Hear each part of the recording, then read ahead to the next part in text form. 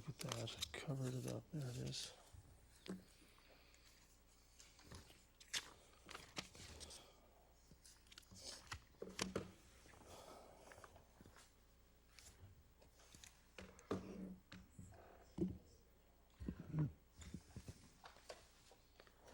Okay, that'll get started. Call the regular meeting of Township Council for Monday, June 26th to order. Of course, I'd like to begin by acknowledging the traditional territories of the Coast Salish peoples, and in particular, acknowledge our valued relationships with the Katzie, Kwantlen, Matsqui, and Semiahmoo First Nations. With that, I'll get a motion to adopt the receipt of agenda items, moved by Councillor Martins, seconded by Councillor Bailey. Any discussion on the agenda? Excuse me, Mayor. We do have the addition of the Cheryl Mason delegation to Was be that added to. distributed? I don't have it here. Was that distributed? Yes, it was. I'll give you my copy, just a moment. It wasn't distributed to, I think, was it on table? Okay. Does anybody wish to make a motion to add this delegation? Moved by Councillor Richter, seconded by Councillor Pratt. I'm going to open this up. So this is in regards to, I'm just only seeing this for the first time. So. Okay, call the question on A1.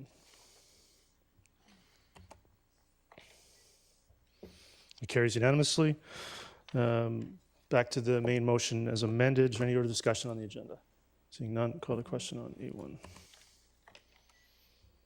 And that carries unanimously. Adoption of minutes from the regular council meeting of June 12th. Can I get a motion, please? Moved by Councillor Rent, seconded by Councillor Martins. Any discussion on those minutes? Seeing none, call the question on B1. Carries unanimously. Public hearing meeting minutes from June 12th. Get a motion to adopt those. Moved by Councillor Rent, seconded by Councillor Bailey. Is there any discussion on those? Seeing none, call the question on B2. Carries unanimously. Delegations, Langley RCMP. Please come forward. Oh, sorry, I just got reminded again. Not in the agenda, so I'll have to come back to you, sorry. I'm going to do this delegation from Cheryl Mason. Please come forward. Yeah, thanks. No, actually, I really don't. No, I'm good. Thanks. Great, thanks. The proposal of the former Newfield, which is, I guess, the Kira Heights property at 5759 240th. And thank you very much for letting me speak today. I did submit a submission earlier. This whole thing, I've lost a bit of sleep over it because it's come up pretty suddenly. There's only 10 days from the time that the notice was sent out until the time that we have to provide feedback at this June 26 meeting for first, second, and third reading. So I ask, because a number of concerns have not been addressed, that this proposal or this motion to put through be delayed until there's more time for the community to get the information together and to respond accordingly. I've spoken to some of my neighbors. They're pretty upset about it, given the number of lots that are included in this property, and they gave me permission to advocate in their behalf because some of them are away and have other commitments. One of the things that first set me off on this is that I should back up. I'm actually really grateful to the Township of Langley for incorporating the green space around the perimeter of this property. They listened when this issue came up a year or two ago, and I'm really impressed that this has been put in place and established because it's crucial for this particular area. So I think the residents feel encouraged because their input has been listened to, and I gather that some trail networks have been put in place. The thing for me is that when I first looked at this map of the subdivision is that the roadway for one of the new roads in the subdivision pointing directly at my house, straight into my living room, bedroom windows with lights at night potentially shining in, and street lights overhead, and the entire vista, this treed corridor across the street and a white fence are suddenly replaced by a suburban road. And the bigger issue for me is the green space procurement and the number of lots. The proposal a year and a half ago, or in 2021, was for 39 lots without green space. This proposal is for 63 lots if the zoning goes through for the SR3. And the SR3 actually goes down to 0.43 acres per lot. And and the details are in here in my note. I think originally it was with the new zoning, I thought it was supposed to be 0.5. And so even at 63 lots, I think that somehow an extra 5 lots is being squeezed in. So what might have been 58 with changing from 0.5 to 0.43 is suddenly 63 instead of 58 lots. But I think because of the sensitivity of this development and where it is, because it overlies the Hoppington Aquifer, which is all sand, primarily sand, and because it abuts the riparian zone, technically it does, at the north end of the property. So even though the tall timber subdivision is within that riparian zone, it doesn't mean that the plateau property, which this one is, should necessarily get away with not having a 30-meter setback. So one of the concerns, even if water is brought into service, the subdivision is the water table declining. And currently in the summer, and this is where if I'd had more time. You don't need to adjust the microphone. Okay, It will pick you up. Okay. You're fine. Yeah. Anyhow, if I'd had the time, I would have done a picture that shows this unbelievably clean, cold water that comes out into the river at even during August when everything's dry and super hot. There's still water that's cold, clean, coming out to feed the salmon river where we have the fish-bearing river. And putting this development up top risks contaminating that, even with just other mitigation measures in place, but also lowering that water table and eventually having this dry up. And so I think I would ask that Township reconsider to moving this to a gross lot size of 1 acre if this SR3 zoning is to go through, because then effectively that pulls it back to roughly 48 or 49 lots instead of the current 63. But the only way that I can see this happening, because the developer, if this goes through, is entitled to have his minimum lot size, is for the Township of Langley to actually increase the green space around the perimeter and through the middle. And I don't know if that's increased from 10 to 15 meters to 30. So I ask that the Township consider doing that to protect that. There are lots of other questions that I have about the interior. I mean, but they're details. I mean, what does Wadding 240th Street look like? What do the street lights look like? Stormwater retention ponds. Does the water have the chance to go back into the aquifer? Does it shoot off to the river in the wintertime and therefore no longer replenish the aquifer? Can we put in narrower roads? Can we put in laneways to take out the cul-de-sacs? Laneways, I believe, don't need curbs or storm drains, and so that leaves the opportunity to increase the infiltration into the ground.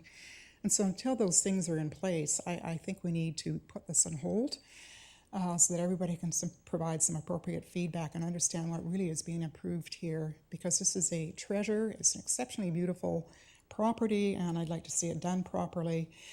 And I would like to not block the development, but have it done properly. I appreciate that. I have a question from Council. Councilor Richter, go ahead. Yes, thank you very much, Dr. Mason, for coming and talking to us today. As I recall, the Salmon River actually runs along the edge of your property, doesn't it? Yeah, it forms the eastern boundary of my property, which is 5 acres. Okay, so there is the potential then with the runoff from higher up to go down into the river as it runs by your property. Yeah. Okay. Well, it should soak into the ground and then come out in the summertime. Yeah. So you need to have enough surface up top for the rainwater to soak in. So we need to minimize the pavement and the runoff so that the water can feed back into the aquifer. Okay. And the second question, and you had raised it about the road system where the lights are now going to go directly into your living room.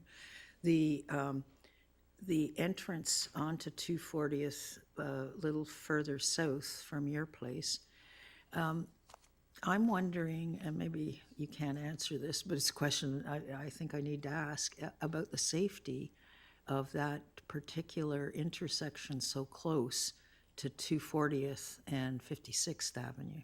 The southernmost Yes. entrance. Like, would a light, do you think like a traffic light is needed there? Well, a traffic light is a visual distraction. I also worry about cars skidding off in the wintertime and coming straight into my front yard if some Yahoo comes rushing down at top speed and skids right through. But I've got trees planted there. We'll certainly make sure that they are increased in size. But Okay. And third question, do you have any problems right now? I assume you're on a well, is that correct? Yes. Okay. Do you have any problems with water level in the summer? no, it's been good. It's been excellent. So. Okay. Great. And we test the water, and I'll certainly ramp up the testing, so I've got some documentation in case it deteriorates once this goes in. So, yeah, the water's been good, and we drink straight out of the well through a simple filtration system, and it's been great. Great. Okay. Well, thank you for speaking to us. Thank you. Yeah. Thank you. No other questions from council. Thanks. Thank you very much. So now we can move on to the RCMP presentation. Please come forward. Okay.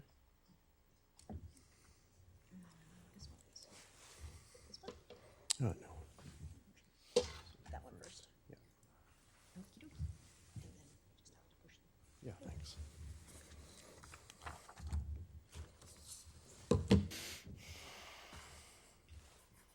Your Worship and Council, thank you very much. My name is Chief Superintendent Bruce Singer. I'm with the Integrated Teams.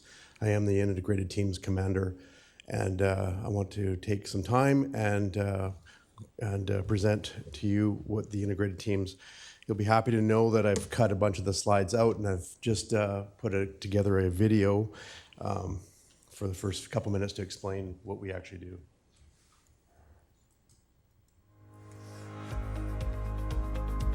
Hello, I'm Bruce Singer, and I'm the officer in charge of your Lower Mainland Integrated Teams. I want to talk to you today about what our teams do in your communities. Your Lower Mainland I-Teams are comprised of 5 specialized units. Each of these teams in their own right are the largest in the country. They are the only truly integrated unit providing rapid response to highly specialized critical incidents 24 hours a day, 7 days a week. The I-Teams model, an integrated approach, demonstrates a proactive investment from communities, fostering cost sharing across contributing municipalities.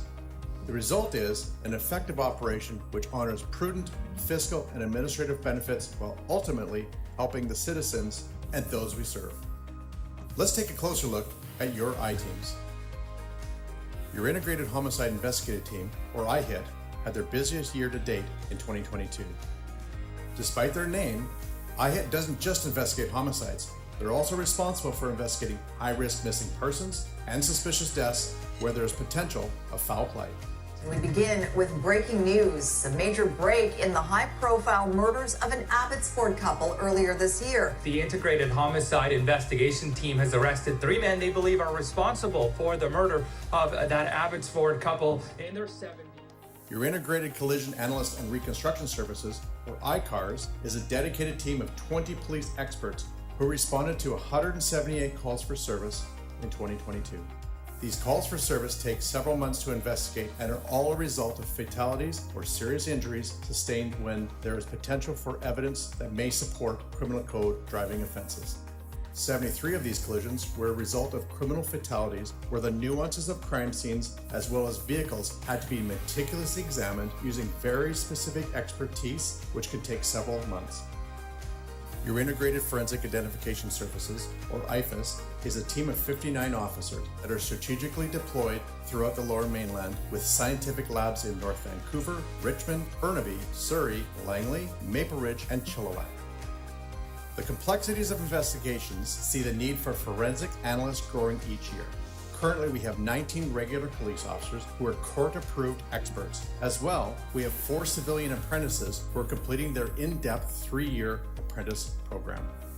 Your Integrated Police Dog Services, or IPDS, is a team of dogs and their handlers, which includes 48 police officers from the RCMP, Abbotsford, New Westminster, Port Moody, West Vancouver, and Delta Police Departments, and they responded to over 8,800 critical incidents in 2022. When these officers and their dogs are not training or responding to specific requests for service, IPDS handlers proactively patrol your jurisdictions. This team is utilized for their dog's ability to track, search for evidence, narcotics, and even missing persons, or assisting local search and rescue teams with locating human remains.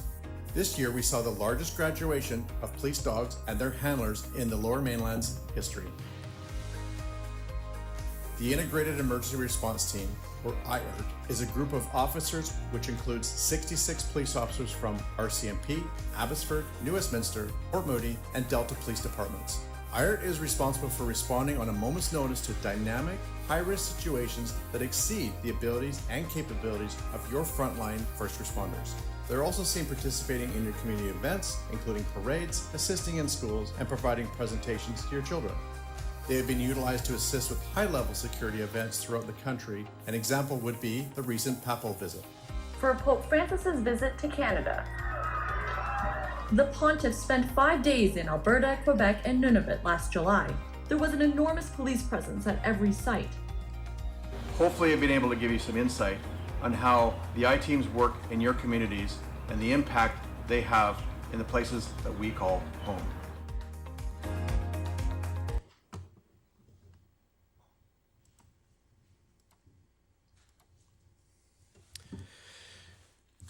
Thank you. I'll get into my presentation now. So that's just an overview of what the teams do. This is actually the first council, first time actually playing it was today. I just finished it on Friday, so I hope you liked it. I've been with the integrated teams for just a little bit over a year, and when I joined the teams, I really asked my teams three things. Number one was challenge the status quo, how we did business. Two was find efficiencies, and three, prove to me that what we were doing was with the communities and the stakeholders were getting the best bang for their buck. So I've conducted that line by line review, and we're now moving forward with funding formula review as we go. The decisions that are made with the integrated teams or your integrated teams, they're not made by the RCMP in a vacuum. They're not made by myself in a vacuum. We actually have a governance committee. So the Integrated Teams Advisory Council, which is made up of interested CAOs and PPCs from around the Lower Mainland, and we meet 4 times a year. That information is fed up into the CAO PPC meetings, and then ultimately up into the mayor's forums as a nice transition in there. So decisions are made, business decisions are made at the ITAC committee. One of the things that I learned in the last year was, which was a little bit different than what I was normally used to, was that I had to do a better job at integrating our decisions into city councils, knowing that you're in a 3-year planning, 3 to 5 year planning cycle, depending on the city council, as opposed to typically what we had been doing in the past was like, here's what we want for next year. So we're in the 3 to 5 year plan. All that planning is done by Sean here, Sean Edwards. He's my business analyst. So we've hired a business analyst to actually make sure that we're actually running this as a business. And so he's well into 4 or 5 years down the road. So it's sometimes hard to slow him down, but we're moving there to get the best bang for the buck, as I said earlier. I understand that the I-teams is literally just a line item in your budget. It's an expensive line item in the budget, and that's why I'm here. And I want to be coming back here, so I hope today's a good start to explain what your teams do in your communities and how we do that. And that's what I'm going to do a little bit more of as we move on. So the bottom line is for the economics that are there. What do we get in the Township of Langley? So Township of Langley, for our overall budget, contributed 3.93% into the budget, or $2.79 million. But you received 5.3% back, so $3.79 million back of services that actually happen in your communities.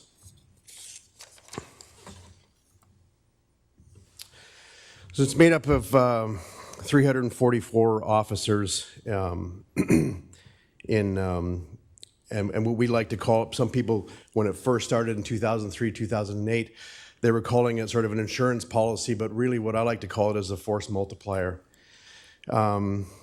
So, you know, there has been talk in the press, you know, almost daily about police not having enough resources out there, or vacancies, or stuff like that.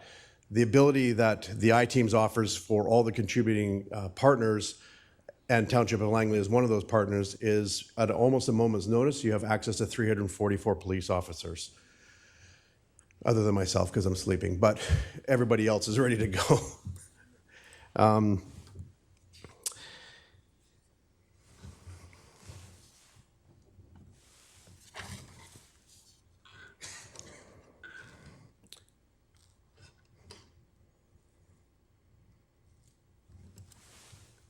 So those are the 5 teams we just went over. Sorry, just with having my video going before, I'm just trying to get my bearings here. So it is true integration, like I had talked about. The true integration started in 2003, 2008. It was born in the Lower Mainland. It's been seen, quite frankly, as a best practice throughout North America for sure. We've now presented on this model as far back as Newfoundland and Labrador, as well as down into recently last week we presented to a bunch of agencies down in Los Angeles, where they had multiple agencies working in one area. Actually, I think they had 16 or 18 different agencies working in this one area, and they couldn't believe what we have here in this. The province is very happy with it, and the RCMP is very proud to be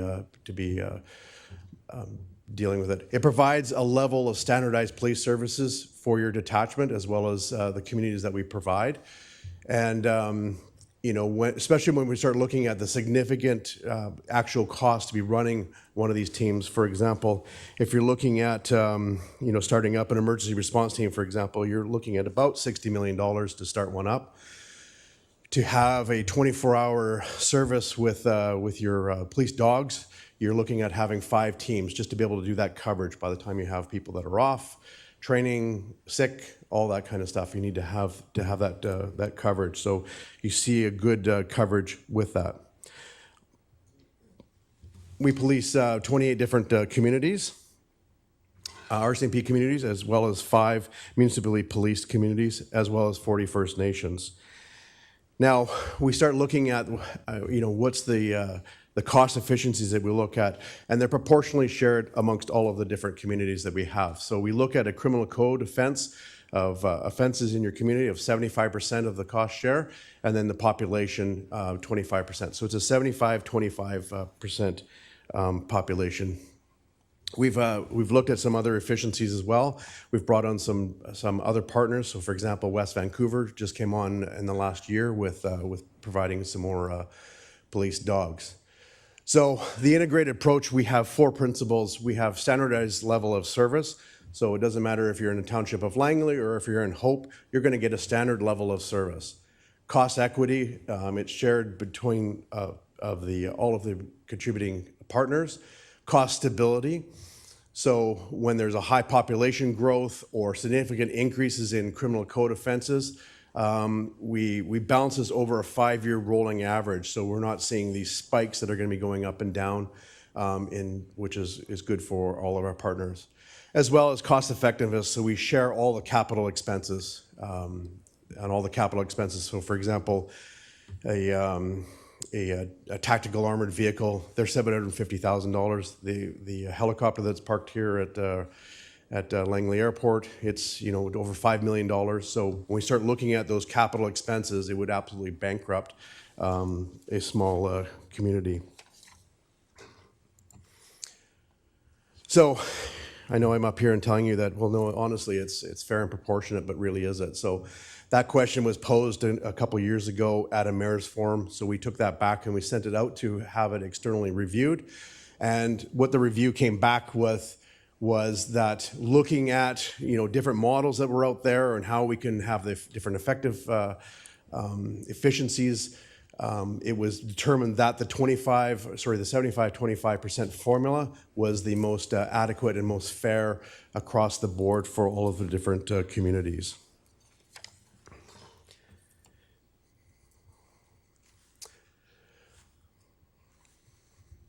So we're going to take a closer look at the teams. You can see in 2022, we have our annual report coming out in about 3 weeks or so, and this will be a companion along with that, as well as the video that goes along with it. But you can see where we're at with respect to 2022. Some of our areas are up and some of our areas are down. The area that's up that is on our watch list is certainly IHIT, as well as our emergency response team. The emergency response team this year has hit about 138 as of May 1st calls for service. So we're expecting to be over 300 calls for service. Anecdotally looking at the data, and I say we looking at the data, when Sean's looking at the data, we're actually looking at probably the increase of mental health calls is probably our primary driver with respect to having to call out the emergency response team. So let's look at the Township of Langley. So IHIT calls for service in the Township of Langley in 2022 has been 5. And you can see the different the numbers there. Some of the current challenges that we have with respect to last year, IHIT was being called out every 5.2 days. So, you know, they would just get onto a file, they would just start getting going, kind of that 72-hour, and within a day or so of that, they're being called out for the next file. So civic partners and ITAC, as well as the government, the ADM of Public Safety, have certainly submitted a letter with respect to the I-teams, specifically pointing at IHIT, looking at their adequate and effectiveness with respect to being able to take this number of calls. Our analysis has confirmed their concerns, so we are certainly looking at more efficiencies and increasing the size of the team to deal with the demand that we've been seeing year over year increasing. We're resourced to 2008 levels in IHIT, and that was when we were resourced to be able to handle 21 cases. So last year we hit 70. And, you know, year over year, we've been hitting 42 as an average. IFAS, so your integrated forensic team, so your scientists, as I like to say, we have 16 regular members. You can see your property crimes have come down since 2008, but they're starting to creep up there again.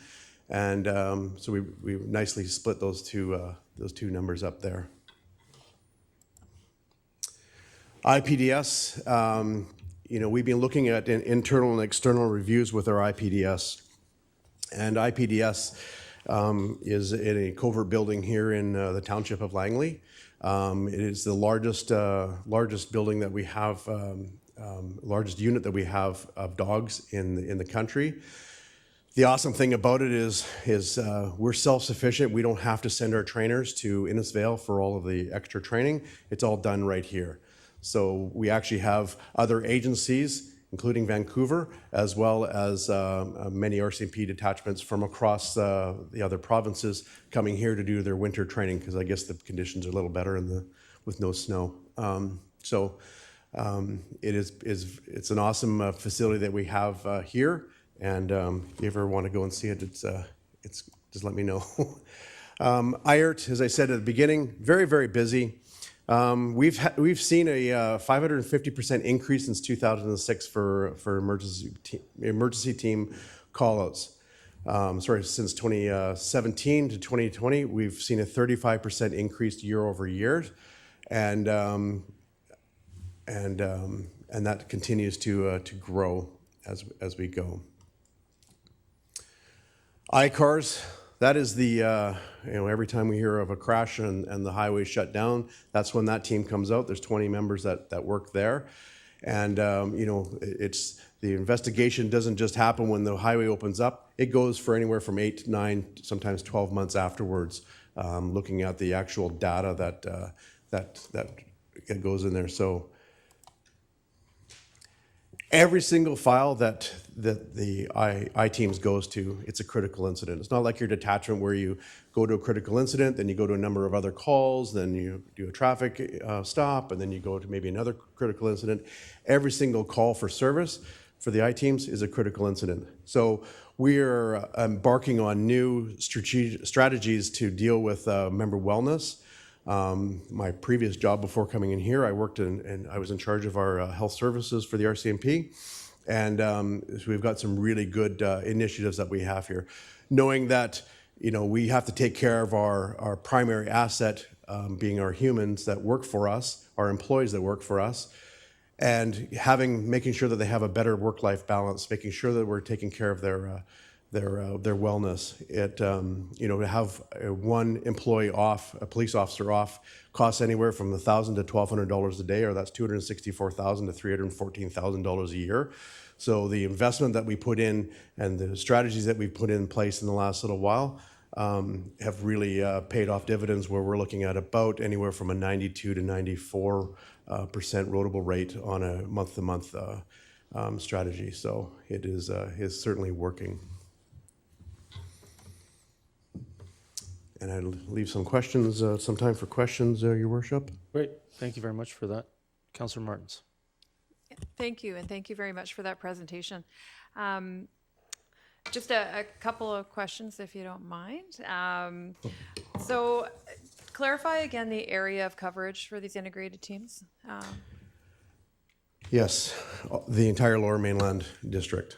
So from Boston Bar all the way over to the Sunshine Coast, up to Whistler, Pemberton. Okay, thank you. So I'm glad to hear that the police dogs are in Langley. So my concern when I think geographically is response times, not so much for IHIT, ICARs, more so for the tactical units, police dogs and the ERT in particular. Are there multiple teams spread across the region, or are they potentially responding to an unfolding incident that's critical, as you mentioned, and they're coming from Boston Bar and it's over in Pemberton or Sunshine Coast? How does that look? How it looks specific to dogs, we have anywhere from 5 to 7 on shift every time.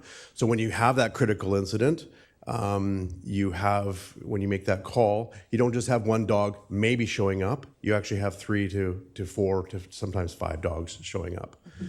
The emergency response team, they're on a 15-minute call out, so they're rolling within 15 minutes. It doesn't matter if it's 9 o'clock in the morning or 9 o'clock at night or 2 o'clock in the morning. They're on a 15-minute call out. We've done cost efficiencies analysis.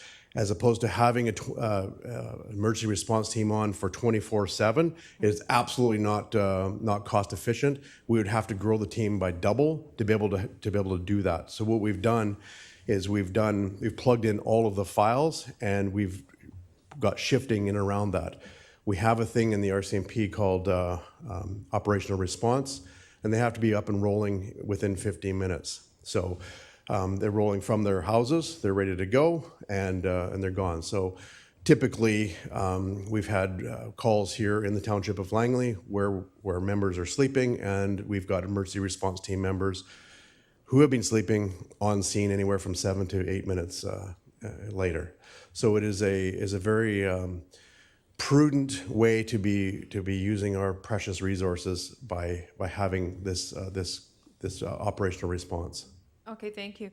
And just more of an observation, I was happy to see in the image of I think it was a graduating class for police dogs, I saw a female handler in there. And so I, being a female, hoping that we'll see more females representing some of these tactical teams.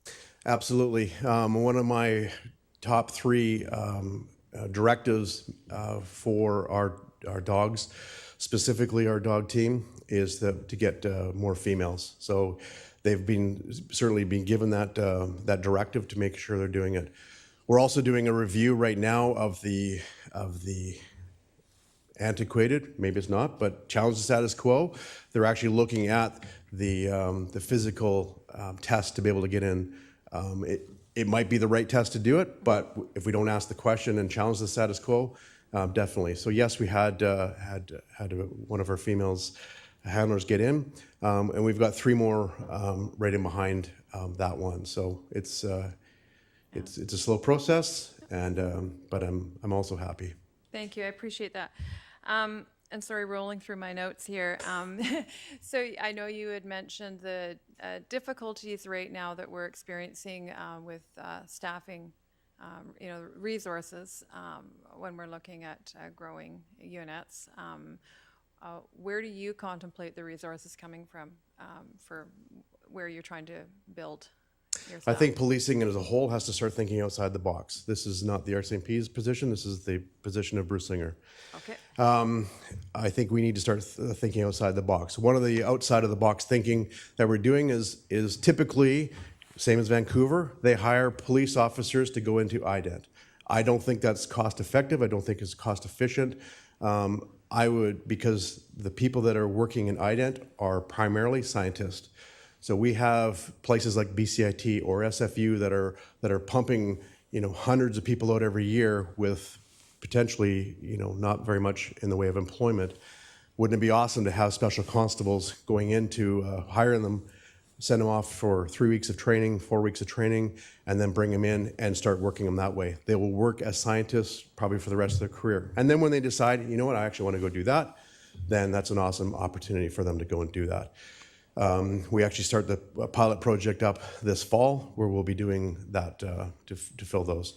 The other things we're looking at is for the emergency response team, for example, instead of waiting for police officers to get let free from the actual detachments or their departments, we're actually looking at more efficiencies by hiring people that have been in the military in special operations. They've spent millions of dollars training them. Why would we not send them to depot for 6 months, bring them out to do their field training, and then right back into the emergency response team? That's some of the things that we're looking at to get more access to applicants. Super interesting and very different, as you said, to previous hiring methods. So I look forward to seeing a year from now how that's all playing out. No pressure. Thanks. Yeah. So we're not drawing on resources from, I'm considering Langley here, to staff these units. I want to be able to have a multi-pronged approach so that we have still the ability for somebody that works in Township of Langley or Langley, having, if they want to become, we have 155 different jobs in the RCMP, which is amazing, but allowing them to be able to do that. But we have to realize that, so for example, 2 years ago when we had our tryouts for the emergency response team, we'd have 48 applicants come per session. Well, this last time we had 8. So there just isn't the interest in some of those areas where it takes 4 to 5 years to get somebody up to the standard of in ident, for example. They get 3/4 of the way through that and they're like, you know what, this isn't for me. Then we start that whole process again. So definitely not taking it away that you can never go in this, but we have to open up some other opportunities to be thinking outside the box to open that up for, especially in this hiring. And this isn't just some phenomena that just started happening in the last couple of years. They've been talking about it since 2014, as you know. Thank you. And just sorry, bear with me, just a couple last points here. And these may be outside of the I teams, but maybe you may be able to answer while you're here presenting to us today. One issue is the South Coast Highway Service delivery realignment. And I know that iCars is responsible, as you said, for potentially being called out to major events. So that will continue, that iCars will be doing that. Do you know, resourcing-wise, what's happening for the township? That responsibility is now falling to us. I'm worried about we're being stretched thinner and thinner with our members here in Langley having to take these responsibilities. Or is it possible that the people working at South Coast Highway Service might be able to join your increased complement in the iCars piece? So, just a So thought. for the iCars itself, it's a long question, so I'll see if I can piece it together. So I have nothing to do with BC Highway Patrol. No. That is a provincial entity. Okay. My function is the I-teams, which iCars and the Township of Langley is a contributing member of that. That's not going to change. Okay. So whether it's a BC Highway Patrol member going to a fatal collision at 240th and the freeway, or if it's somebody from Langley Detachment going there, iCars will still be the service provider for that crash. Okay, and I'm really glad to hear that, because I know, as you mentioned, it's not just the time that the highway's closed. This goes on for months afterwards, the investigation. Yeah. And then my final question, and again, this might be outside, this is probably outside of the I teams, but you might have some words for us on this one.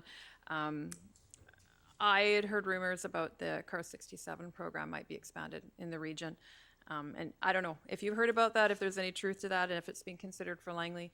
And the reason I bring that up is we're coming up to the first anniversary of the shooting incident in Langley last year, which did draw a lot of resources, and I believe would have been I-teams involved in that as well.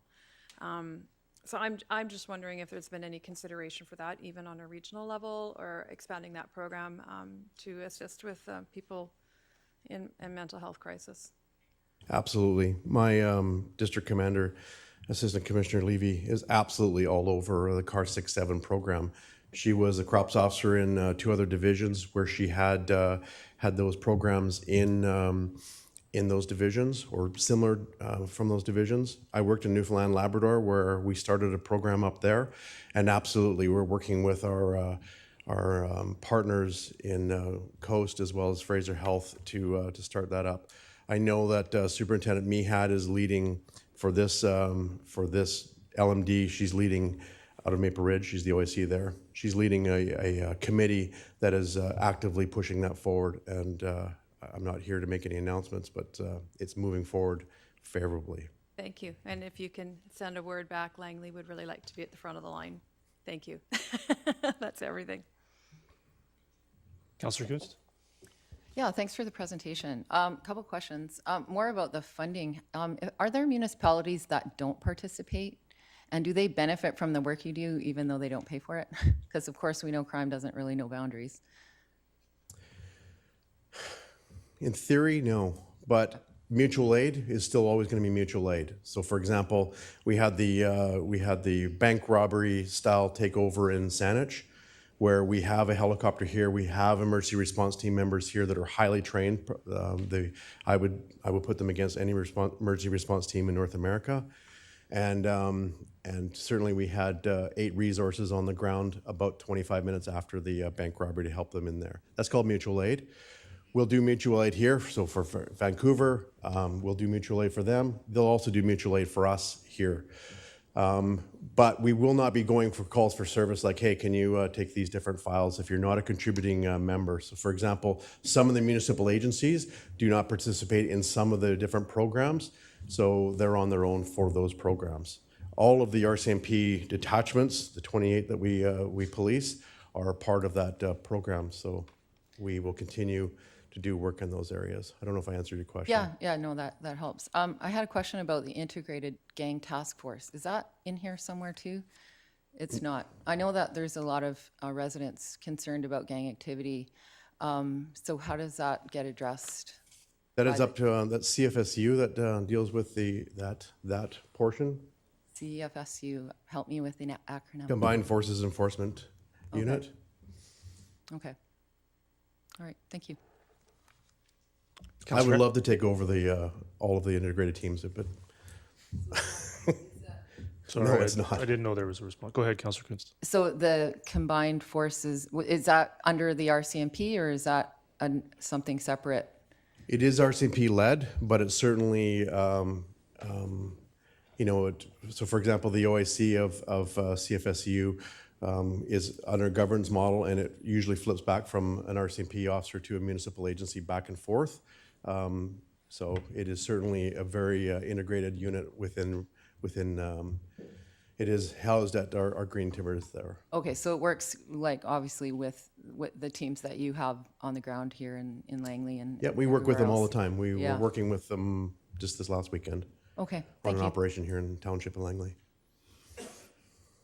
Councillor Impopta, go ahead. Sorry, yeah, just a quick follow-up to Councillor Kuntz.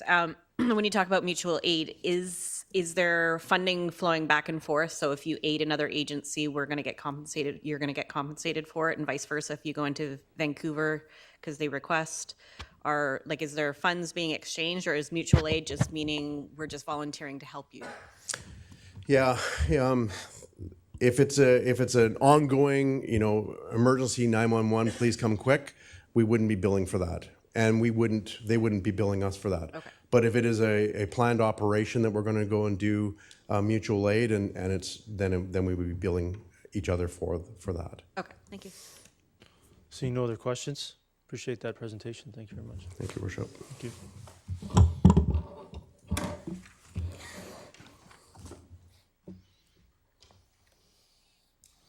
So we're going to move on to E, reports to council. Item 1, 2022 annual report and 2022 statement of. We have more. Okay, we'll go back. We have an agenda to get to, but go ahead. Yeah. Okay. Yeah.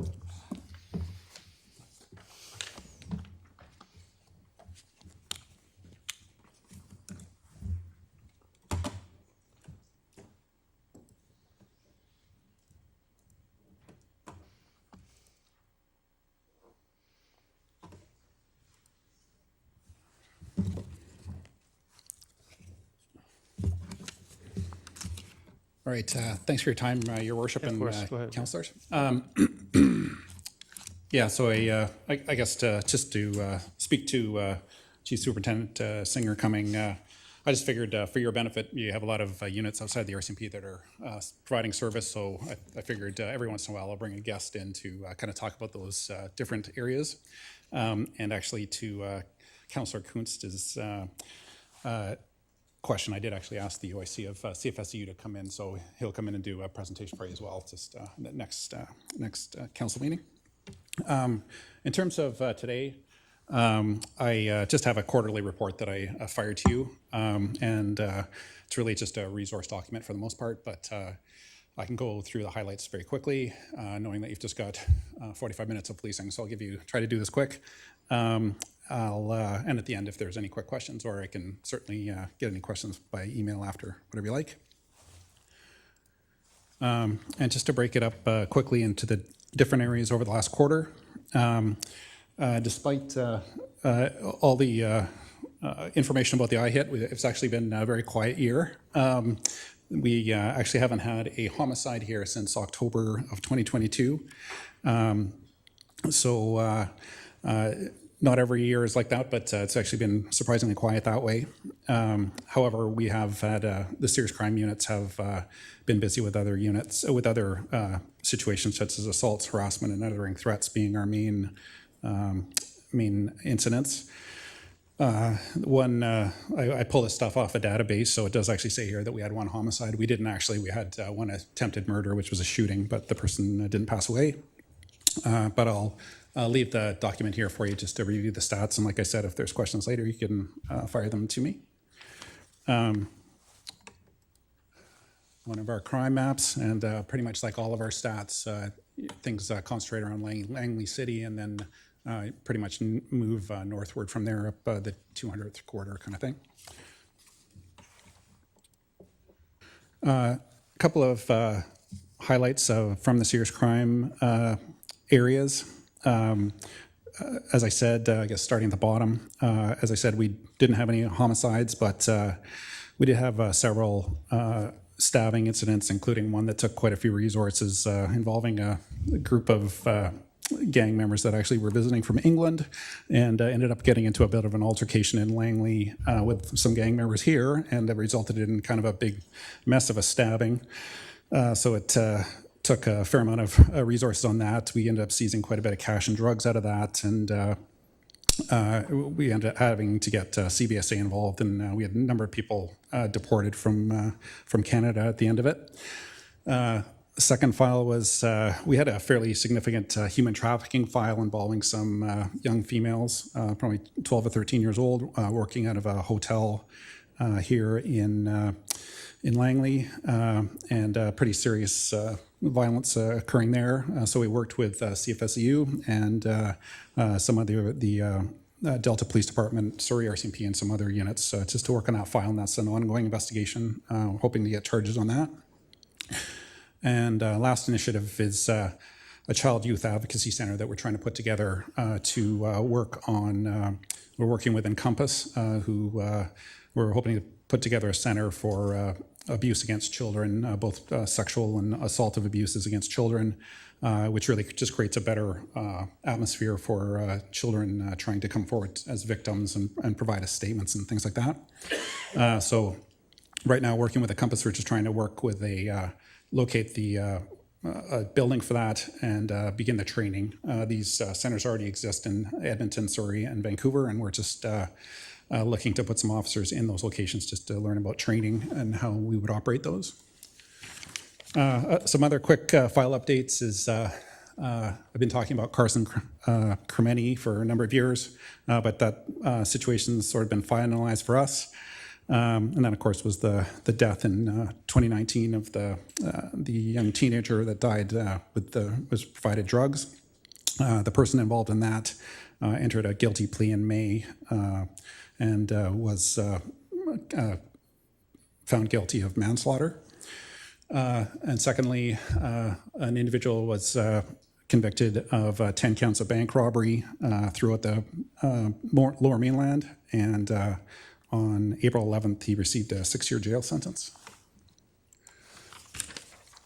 Just before I got here in January of 2021, we had an attempted murder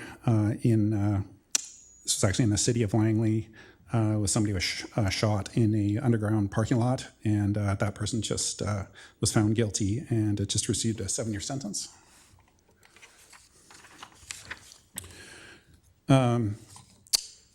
We, in terms of some other units doing some work, the mental health unit is fairly active, monitoring 7 cases, situations that are creating a lot of police files.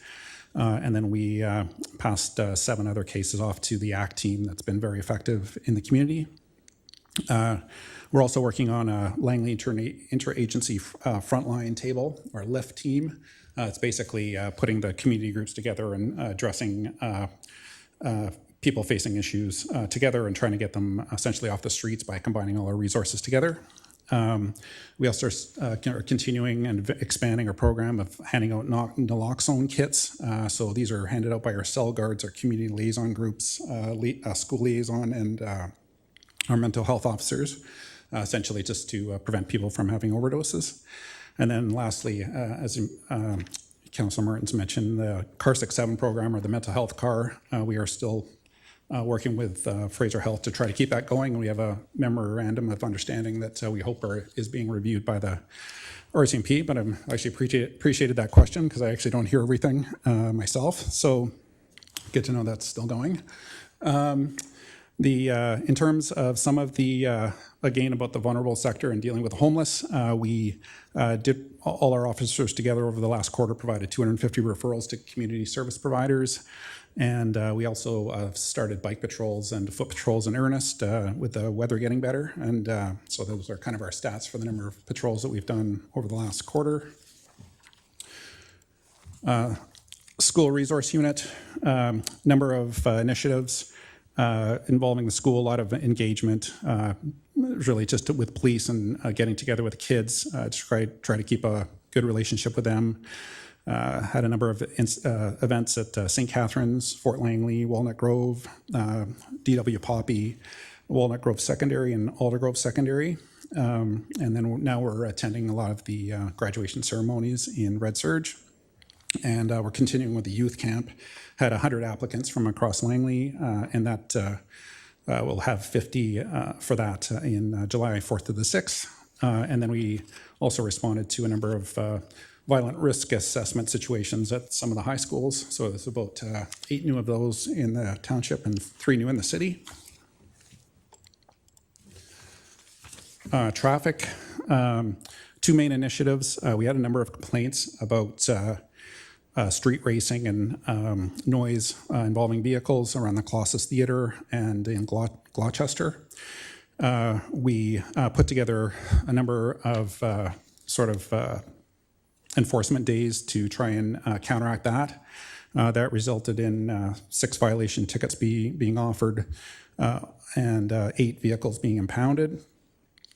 We also worked with ICBC for a speed campaign over the last quarter. We had a number of overtime shift offered just to concentrate on speeding enforcement in certain areas. and a number of joint force operations across the city with ICBC. We laid 57 impaired charges in Langley, ranging from violation tickets up to criminal code charges, and we responded to 6 fatal accidents.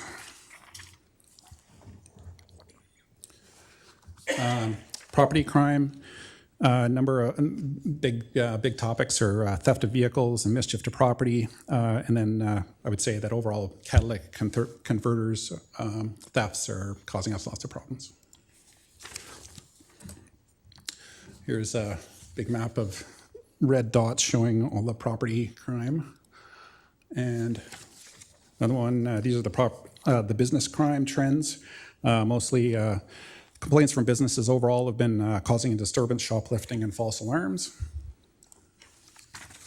I'll leave this one for you and get your microscopes out once you get it. Again, business crime trends. Those are all the files related to businesses and where they're occurring. And these ones are more specific to break-in enters to businesses.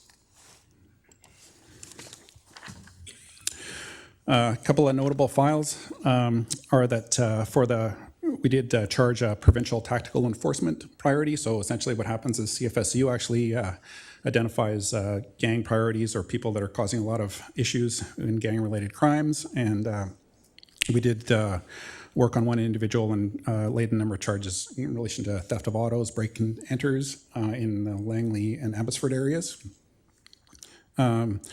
The Special Response Team and Community Policing has been running a project in Brookswood in relation to a group problem residents associated to property crime and drug-related crime. We've actually working in unison with CFSU and Air One, which is essentially our helicopter team, in kind of tracking their activities. And lastly is we did a fairly major project with CFSU over the last 3 months. So that involved kind of a major undercover drug project we did. It involved, ultimately, after 3 months, the seizing of several guns, cash, and supplier-level quantities of cocaine and fentanyl. We seized over 1,000 kilos of precursor materials used for the creation of fentanyl and MDMA. And one of the seizures was here in Langley, which was about 60 kilos of we also seized 60 kilos of fentanyl and MDA.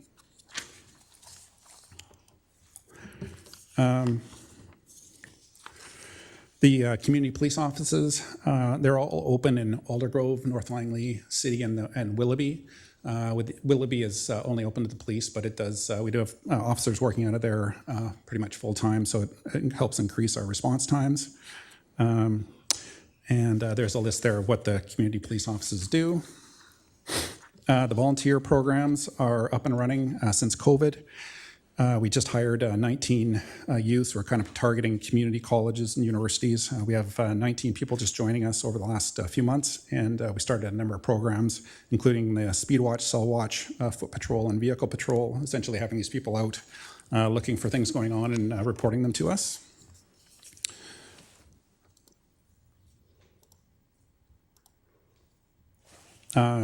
Resourcing, besides just the detachment, we are providing a few bodies here and there to assist provincially. We've sent a few people to Houston to deal with the Coastal Gas Line demonstrations. In May, we sent some people to Alberta to deal with the wildfires. And right now, we are providing some support to Fort St. John with anticipation that they will have some issues with wildfires. Online reporting is still being relatively effective. We do have a number of people using it, and just as a convenience, and those are the stats that we got from that.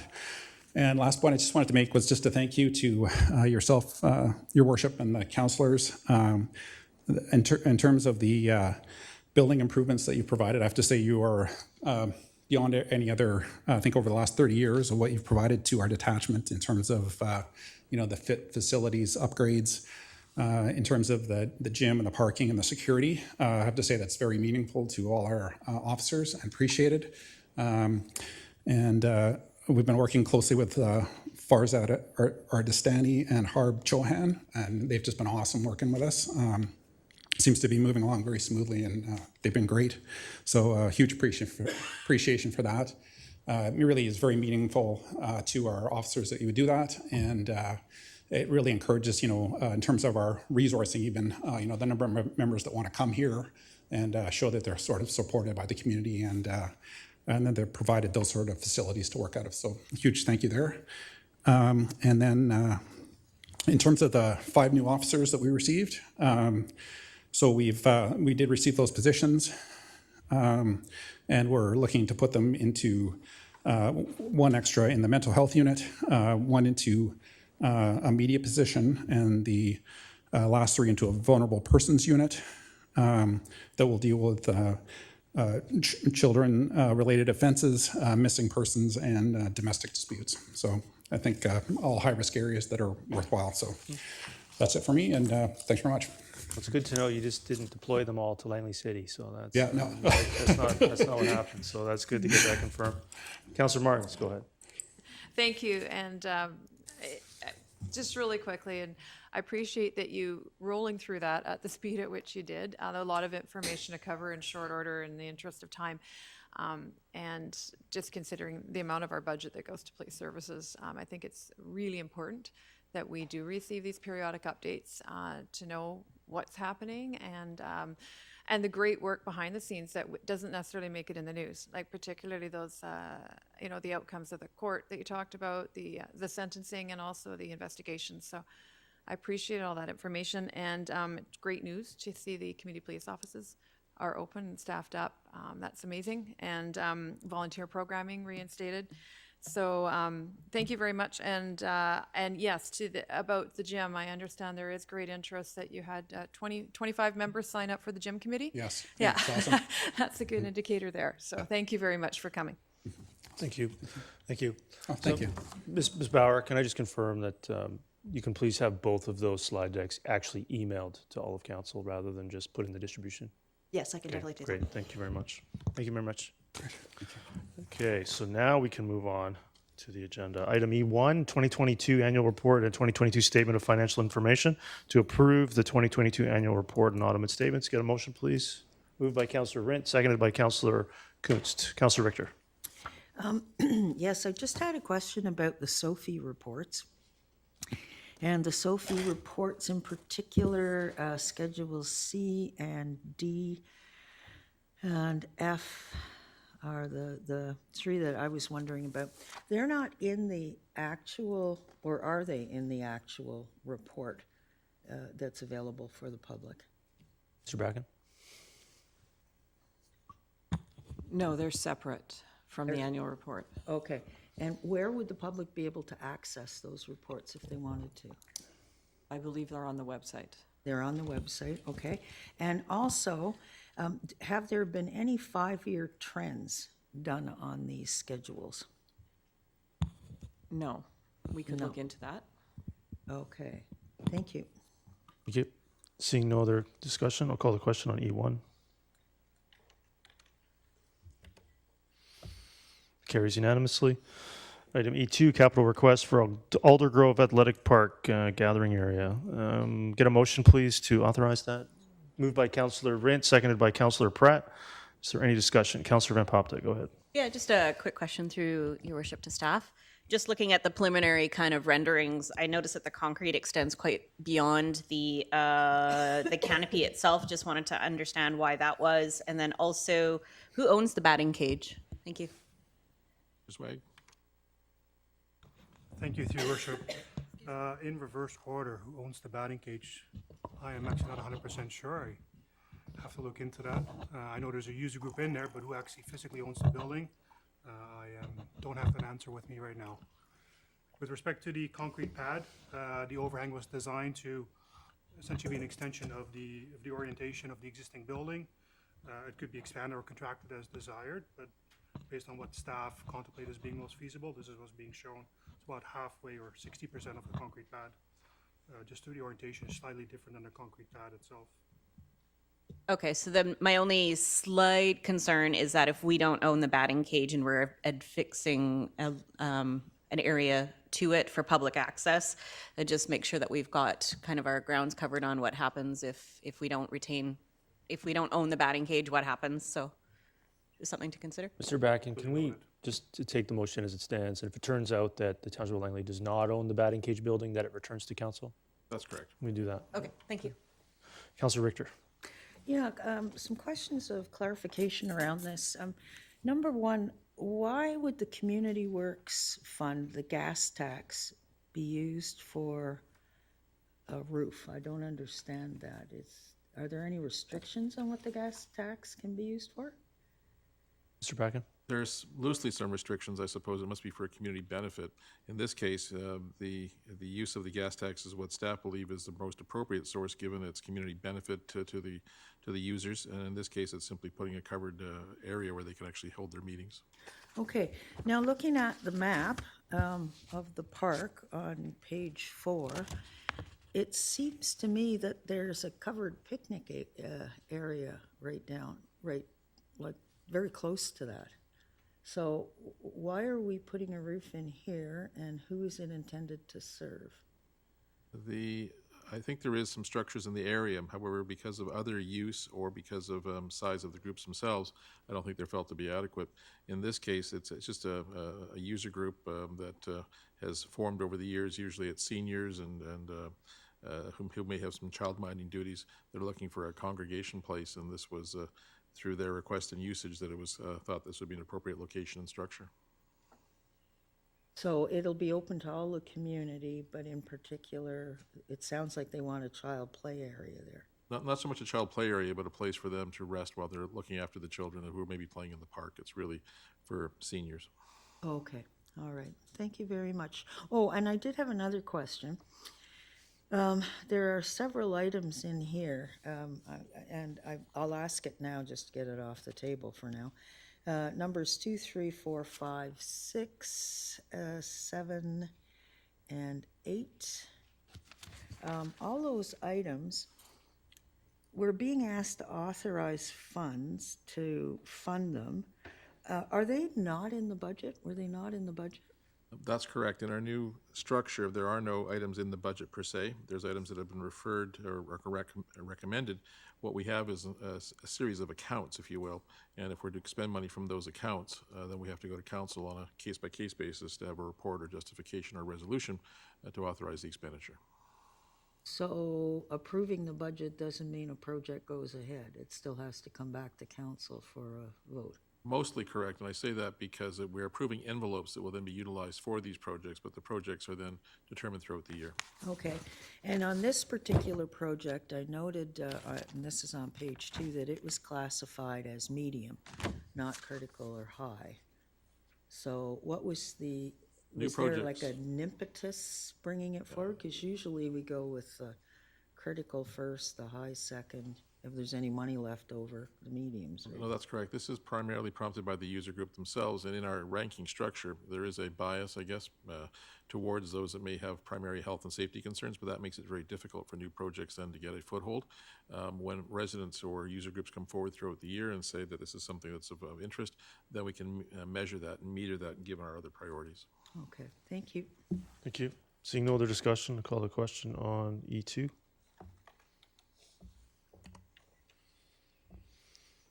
And that carries unanimously. Item E3, Capital Crest driveway improvements at George Preston Recreation Center. Get a motion to approve that? Moved by Councillor Rint. Is there a seconder? Seconded by Councillor Bailey. Is there any discussion? Councillor Pratt. Yeah, thank you, Your Worship. And just reading the report on this and having been a pretty active user of that facility, I understand that it's tricky to get around there, but just with all the capital expenditures that we've had this budget cycle, I'd be interested to see what council's appetite would be to defer this to 2024, just because based on the incident data, there's only been 2 incidents there that are really of note over the last 7 years. And in the 50 years that it's been there as a facility, I haven't heard of too many incidences. So I just want to make sure that we're prioritizing as much as we can this year. And so I'd move to defer this, but I'll wait till if any other speakers. Yeah, I mean, you can certainly refer this or defer it. There's no other speakers. I would, from what I understand, Mr. Backen, there was brought to the attention from some of the users of the facility that it was very challenging for 2 vehicles to enter and exit at that location at the same time. and then people are pulling up on the curb and things like that. So there was a request to look at it. I understand staff looked at it and are recommending that we rectify it. Is that fair? That's correct, Your Worship. It works well for small cars, but not for larger vehicles such as trucks. And part of this is as there was an upgrade to the electrical, transformer box. Well, a few years ago, it kind of meant that the curb had to be moved to the west somewhat to fit within the existing pad. We've now determined that we can actually move the curb back, I guess, to the east. That would provide additional room, and that would allow, of course, some driveway configurations and sidewalk configurations that would make it a bit safer. And that's the history from our perspective. Is there a reason why the gate further east in that parking lot can't be open more regularly? The gate to the east is opened, however, there's also gates in between. So our challenge is that if we're going to open the gate there, the traffic then could go to the west or the east. Right now, we'd have to then put in additional gates to the east of that gate if we were going to try to limit the parking lot. It creates a very large, oversized parking lot, and there have been some issues with inappropriate public gatherings after hours. That's the reason why that's got the safety gates partway through the parking lot. What would cost more, a new gate or these fixes? Probably, well, it wouldn't be just one gate. It would probably be about 2 gates at least with the concrete, so it'd probably be about the same. Okay. Do you wish to make that motion? I'll make a motion to refer to 2024. Is there a seconder to that? Yeah. Seconded by Councillor Richter. So you wish to discuss that any further? Nope. So I'd like to get on with this upgrade, actually. I think I've heard from a couple of people that have getting their kids in and out of there for hockey or ball hockey have said there's a couple of incidents. Staff looked at it and they're recommending we upgrade it. So I'd like to just get on with it. It's such a small amount of money, and there's a lot of people coming and going from that entry. It's a permanent upgrade to the facility. So I'd just get on with it, rather than just delay it for a year for the sake of delaying it. Just my opinion. So I'll call the question on the referral to the budget for item E3. And that referral fails with Councillor Kuntz, Councillor Bailey, Councillor Rent, Mayor Woodward, Councillor Martins opposed. So now back to the main motion. Any more discussion on the main motion? Seeing none, call the question on E3. That carries unanimously. Moving on to item capital request E4, East Aldergrove Piping Improvements Project. Get a motion, please, to authorize that. Moved by Councillor Rent. Is there a seconder to that? Seconded by Councillor Pratt. Is there any discussion on this? Councillor Richter. Yeah, I see it's a critical project, but I did have a question with regards to what exactly so it's going to fill up a reservoir from the water treatment plant. So is that Metro water that's being used to fill up the reservoir, or is it aquifer water? Mr. Bragan. Thank you, Your Worship. In summary, all the water that ends up in the Aldergrove treatment plant is all groundwater as of today. And then it gets pumped out of the treatment plant, gets blended in the Gloucester area with East Langley water supply that was built, I think, approximately about 10 years ago. Okay, so this is to make sure that the reservoir levels are high enough during the summer dry periods. Is that correct? Yes, thank you, Your Worship. It provides both redundancy and resiliency to, while the water is being used, it's also being repurposed and filled back up for the firefighting capacities. Okay, thank you. Thank you. Seeing no other discussion, call the question on E4. Carries unanimously. Item E5, capital request for site improvements at Willoughby Community Park. Get a motion to approve that. I'll move that. Is there a seconder? Seconded by Councillor Rent. Is there any discussion? Councillor Pratt. Yeah, thank you, Your Worship. All of them seem pretty straightforward and logical. Just a question to yourself, to staff, in regards to the upgrades to the concession. Since it's utilized by not just community groups, was there any discussion about these non-community groups participating and funding any of the upgrades, since they use it pretty regularly? Mr. Bracken? There has been some consideration given. However, our challenge is we wish to maintain ownership of the assets in case there's any issues that should arrive.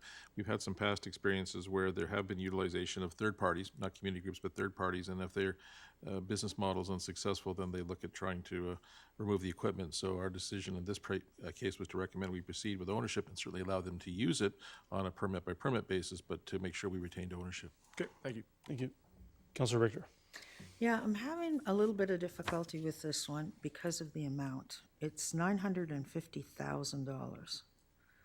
Like, that should have been in the budget? Was there an envelope for it in the budget? Mr. Bracken? Again, any of these projects would no longer be in the budget. There was contributions to various envelopes that consisted of reserves, surpluses, and estimates of revenue coming in through the year. Some money was actually moved from the previous year to these.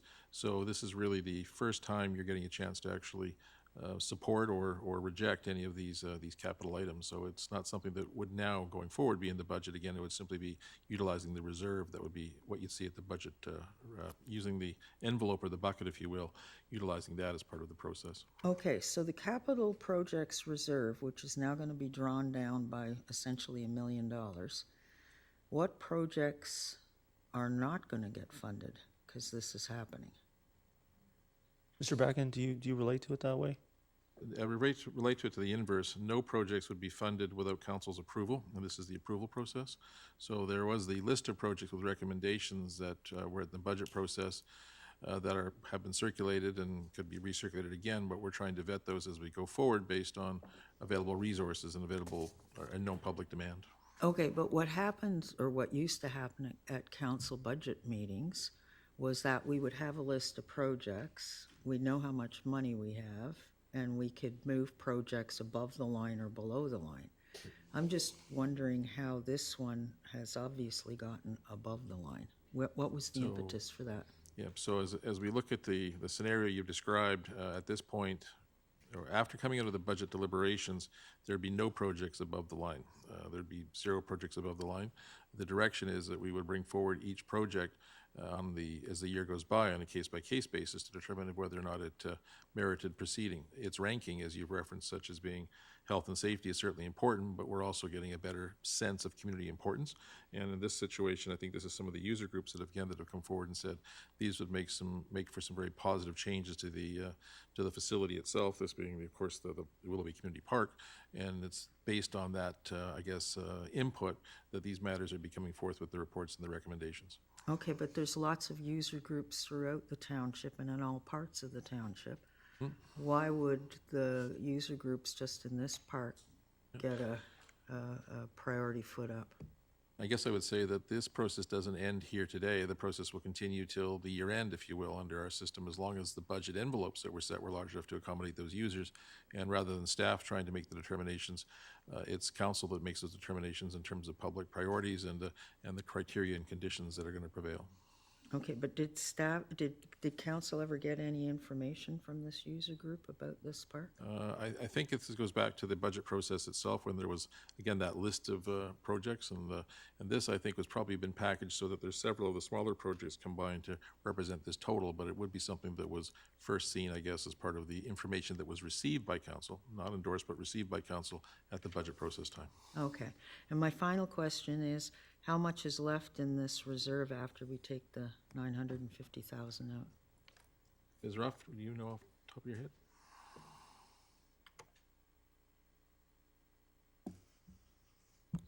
Probably approximately $4.5 million. Okay, thank you. Thank you. And Mr. Bracken, there's no other speakers. I see that this project, from what I understand, this user group has been asking for these upgrades for many years in relation to we have, I believe, youth warming up potentially in the parking lots. There's no seating at some of these fields, so parents are walking in the road and standing in the bushes in order to watch their children play soccer. I understand this will also potentially get those sea cans out of the way in some of these parking lots that are there. There's a number of minor improvements, I believe, and this has been, I believe, on the pipeline for many years, but just remained unfunded. Do I have that about right? Yeah, no, I think that's correct, Your Worship. Yeah, that's great. Okay, so I'll call the question on E5. That carries unanimously. Item E6, capital request fleet replacement program. Get a motion to authorize that, please. Moved by Councillor Bailey, seconded by Councillor Rent. Is there any discussion on E5? Councillor Richter. Okay, so this is another quite sizable sum of money, $3.5 million. And so we didn't approve any of this in the budget process. We left it zero, and now we're approving 3.5 million. Okay, so where is the money coming from? It says various internal and external sources. So effectively, in days gone by, this would be the fleet reserve that you've been looking at. And as you've outlined, we did not have any approval. In fact, staff went away and looked at the items that were, considered, and then came back with a reduced amount from the budget process to something that would be, we think, probably meeting council's priorities. In this case, that's 3.5 that effectively is coming from the fleet reserve, although there's some other, funds that can be used because of the electric nature of some of the electric vehicles and chargers that are there. Mr. Zwag, then, are there any other sources besides the fleet reserve and any of the grant programs that we've been utilizing that you're aware of that this is coming from? No, thank you. As the administrator said, the fleet replacements and new purchases are funded from the equipment reserve. Is the EV charging infrastructure that we have the ability and opportunity to grant from different grant programs and external funding available, as outlined in the report. Yeah, and Mr. Bragan, I would also add that a portion of the Climate Action Reserve Fund is being used to pursue the corporate objective of reducing fleet emissions by increasing our EV charging structure and moving away from gas vehicles wherever possible. That's correct, yes. That's correct. So it's hard to have electric vehicles if you can't charge them. Would that be fair? Yeah. Okay, can I finish my question? Please continue, Councillor Richter. Yeah. Thank you. What I was wondering about on this one, so the Fleet Equipment Reserve Fund, how much is left in it after this is taken out? Ms. Ruff? Approximately 1.8 million. 1.8 million. And the chargers that are putting in, I see there's 61 chargers. 6 are going into a fire hall, 13 at the RCMP, 27 at operations, 15 at the civic facility. Will those chargers also be open to the public to use? Mr. Zwag? No, through your worship, these are for our corporate fleet. So they're going to be on mostly the secure areas from the operations and civic for the corporate fleet to charge. Okay, thank you. Thank you. Councillor Van Popta? Yeah, similar line of questions. Just looking at the numbers. So starting off with the cars. So I'm not really questioning the light duty and equipment type upgrades for EV. I mean, I sit on climate action for Metro, and the biggest emitters, when it comes to vehicles are those classes. So I'm not really questioning upgrading those ones. Just in terms of the cars, we've got $500,000 in car upgrades. Can you tell me who or what departments are using those cars? My recollections, I think they're fairly broad. It's corporate-wide, but Mr. Zwag, can you elaborate on any of the departments that are, or any of the departments that are not using them, I suppose? Yeah, thank you, Your Worship. We didn't break it down by department. I can certainly provide it, but it's a variety of users, civic, operations, recreation, you name it. There's a number of corporate vehicles needed. Okay, and then going to the charger conversation, like if these were all public access, I guess I would have a little bit of a different question, but if these are meant for personal use of staff members, so I guess my other question is how many EV cars do we have in total in our fleet, not including equipment or light duty vehicles? So, Your Worship, a two-part response, I suppose. The first element comes down to there are chargers in most of these locations for public use, and whether they're used by staff or used by the public, then there's a fee associated with them through what's called the Charge Point program. That effectively, I think it works out to be $1 per hour for a total of 3 hours. I think something like that.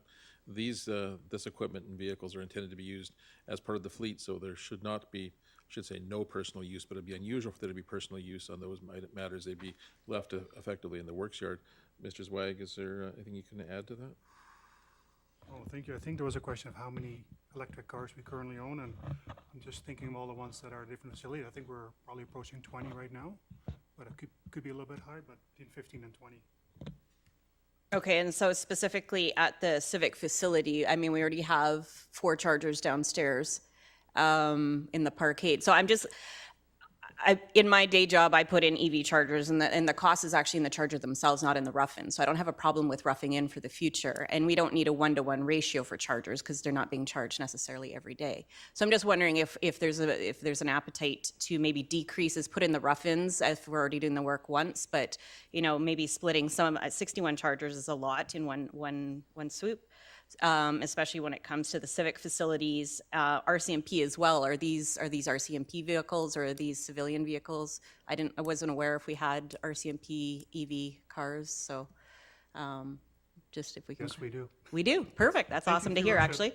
Just a couple other comments. Go ahead. Some context. The EV charger, because we're taking advantage of external funding, BC Hydro, NRCan. There's an opportunity to add in more chargers right now. So as the EV fleet expands over the next couple of years, anticipated to expand, as we replace old aging vehicles with EVs, this will be accommodating that growth, that EV fleet in the future. Are we not concerned that perhaps the technology also advances and our chargers might not be to the best, once we are using these to the full capacity, that perhaps they're going to have to be upgraded again? Mr. Zweig? Certainly technology changes all the time. I know that even the EV charging tunnel has changed. There's different suppliers we've used in the past, and we've really narrowed it down to ChargePoint, which are the current technology that we're using and anticipate to be used for a number of years in the future. But certainly the rough-in is a part of the cost, an EV charging replacement. If the technology changes, will have to be looked at in the future. Okay. So again, I just want to reiterate that if these are for township fleet, I don't necessarily oppose it, but if it's for personal consumption, even if we are, being charged for the usage of it, it's the paying of the chargers up front that I would like to see deferred, but I'll leave it at that for now. Councilor Richter? I think that my question got answered. Thank you. So, Councilor Ramah, did you have any more on that? There's no other speakers. No? Okay, so I'll call the question on E6.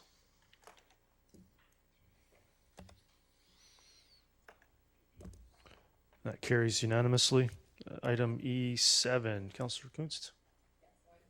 Want to turn your microphone on? Yeah, go ahead. Yeah, and until I get some advice that tells me otherwise, I need to declare conflict on Brookswood Neighborhood Ponds and Horn Pit. And Horn Pit. Okay, thank you.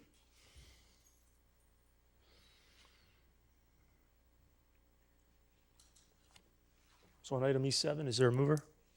Moved by Councillor Bailey, seconded by Councillor Martins. Is there any discussion on E7? Councillor Richter. Yes, based on the feedback that we've had from numerous people over the last few meetings, I'd like to amend the second paragraph, the third line, to read immediately west of 200th Street and north of a new 27th Avenue instead of the existing south. Okay, I have some other speakers, so I'll come back to you. Okay. Yeah, Councillor Van Popta. Yeah, I just actually wanted to question the rationale for the south side of 27th Avenue and what the implications would be to move it to the north side. It's just more, I'm just have we done renderings on the north side? What were the pros and cons? Have we explored that option yet? Mr. Bagan, do you know the answer to that? I'll start off, and Mr. Winslade may have some additional information. I think it goes back to the original concept plans where our understanding was that the area that had been filled would be a suitable location, subject to appropriate setbacks, to utilize for both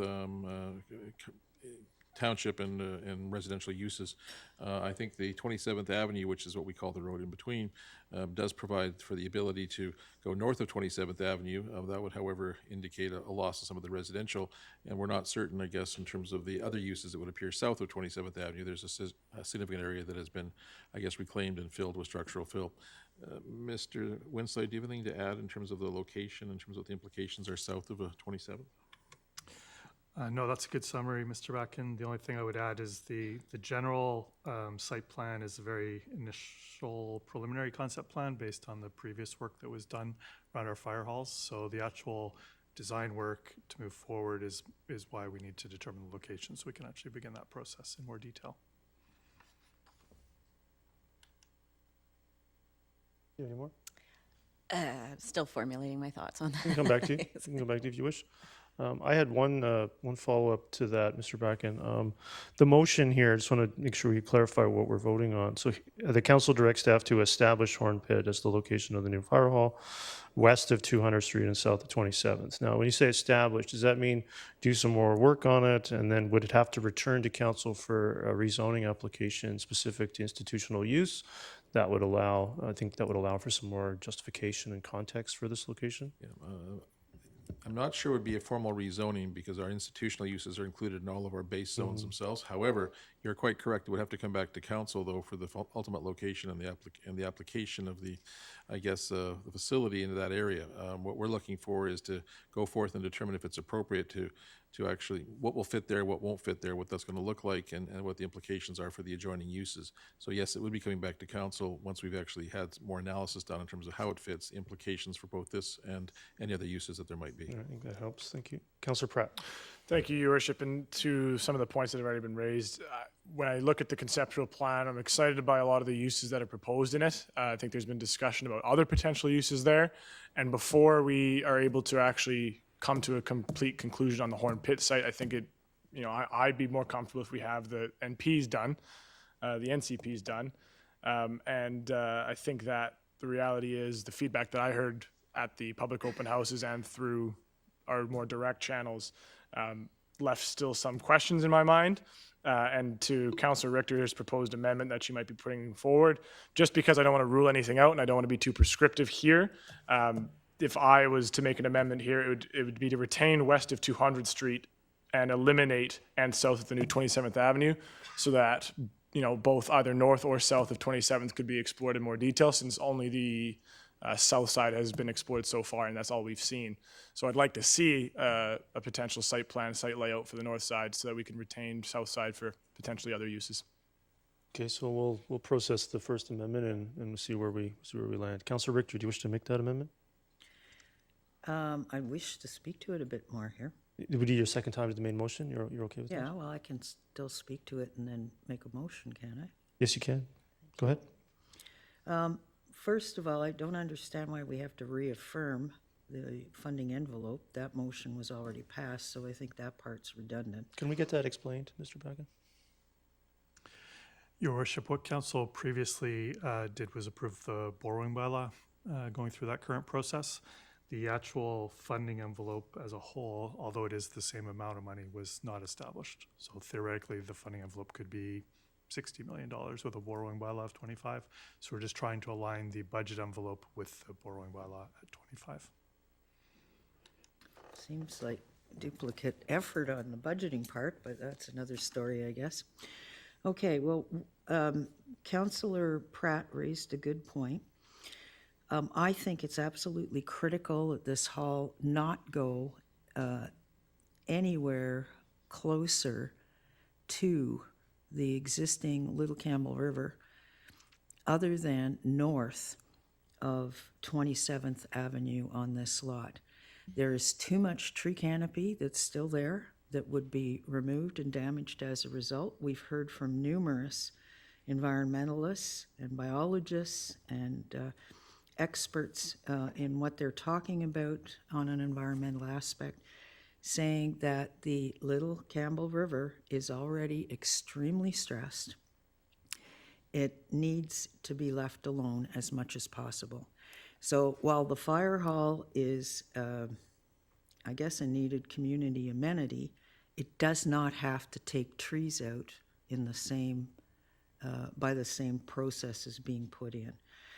So, Councillor Pratt, you suggested what wording on the amendment? We're not going to debate it between council members. If you have an amendment to make, Councillor Richter, please go ahead. Okay. Just say west of 200th and take the whole south of 27th out. I'd like to have a recess here so we can workshop your motion. Can you please just make your amendment, Okay, Councillor you know Richter? what, Mr. Mayor? This is extremely inappropriate behavior Do you have an on your amendment to part make it? towards members of council who are trying to have a reasonable discussion here.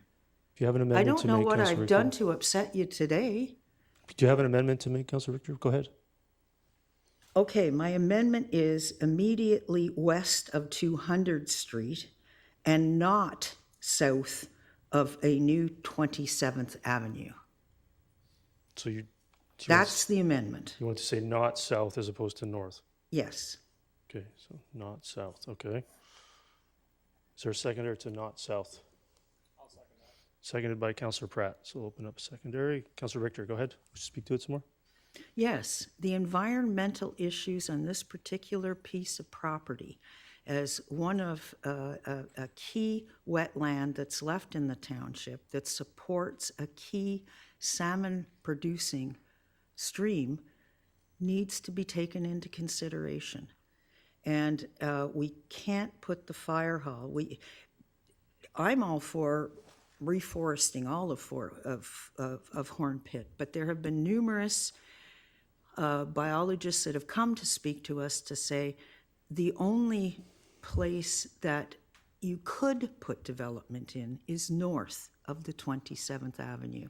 And I'm speaking, I believe it was a Dr. Michael Davies from UBC who made that point abundantly clear. So we don't want the fire hall south of 27th Street on this particular piece of township property. We need to protect the environmental integrity, what's left of it, there now as much as possible.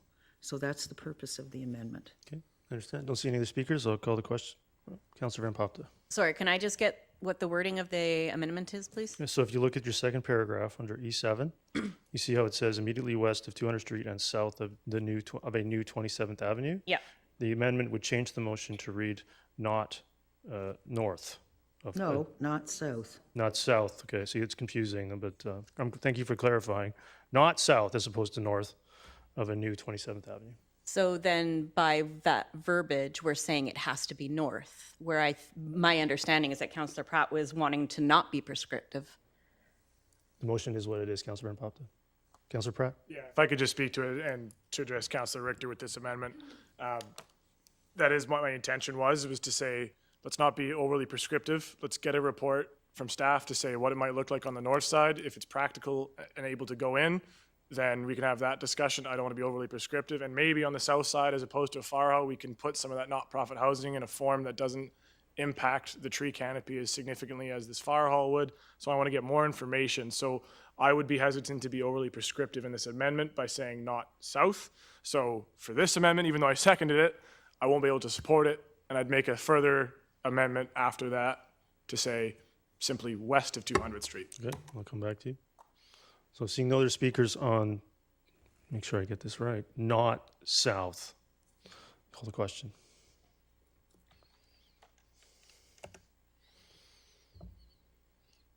That fails with Councillor Bailey, Councillor Rent, Mayor Woodward, Councillor Martins, Councillor Van Popta, and Councillor Pratt opposed. Now back to the main motion. Councillor Pratt, go ahead. I'd like to move an amendment that changes the wording of the second paragraph to add a location immediately west of 200th Street, as shown in the most recent concept plan. I guess. Well, can we simplify it? What do you want the motion to change to be either north or south or something along those lines? Maybe you could try that version. Yeah. So at a location immediately west of 200th Street and either north or south of the new 27th Avenue. Is there a seconder to that? Seconded by Councillor Bailey. Councillor Pratt, do you wish to speak to that any further? I think I've made my case for that. Okay. Councillor Richter, go ahead. Yeah, again, I want to say that the experts, the scientists have spoken to us. They've made it quite clear the threat that the Little Campbell River is under right now. I can't support this motion as amended because it just leaves that threat open on the river, and we need to close the threat off. Thank you. Thank you. Seeing no other discussion, I'll call the question on that amendment. E7. That fails with Councillor Richter, Councillor Rent, Mayor Woodward, and Councillor Martins opposed. So now back to the main motion. Councillor Richter, do you wish to speak? You've spoken twice anyway. I think you've spoken twice to the main motion. Please go ahead. Yeah, I'll try what I was originally going to try, eliminate south and replace with north. I don't see that as any different than the First Amendment, Councillor Richter. So I'm going to rule that out. Do you have a seconder to that, first of all? Not seeing a seconder anyway. Are you ruling it out of order? I am not, I don't see a seconder. So now I vote it out of order. Okay, I challenge the chair's decision. Okay, Ms. Bauer, this is our first challenge of the chair of the term. You wish to explain it to member of council, please?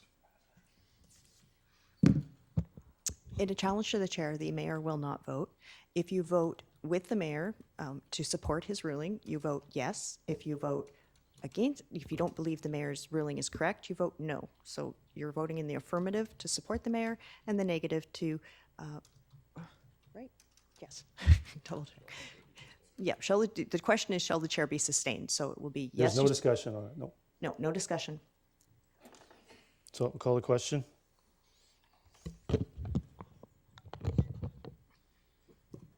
That ruling is sustained with Councillor Richter opposed. Did you have another amendment, Councillor Richter?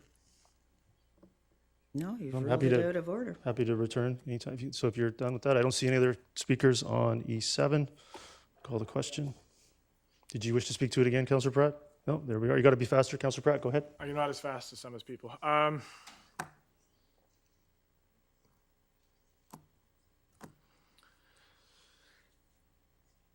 would propose an amendment that says location of the new replacement Brookswood Fire Hall 5 at a location within the lands described as Horn Pit. So you want it on the Surrey border? I don't want to be prescriptive. Okay. Is there a seconder to that? Seconded by Councillor Van Popta. So do you wish to discuss locating the fire hall anywhere within Horn Pit?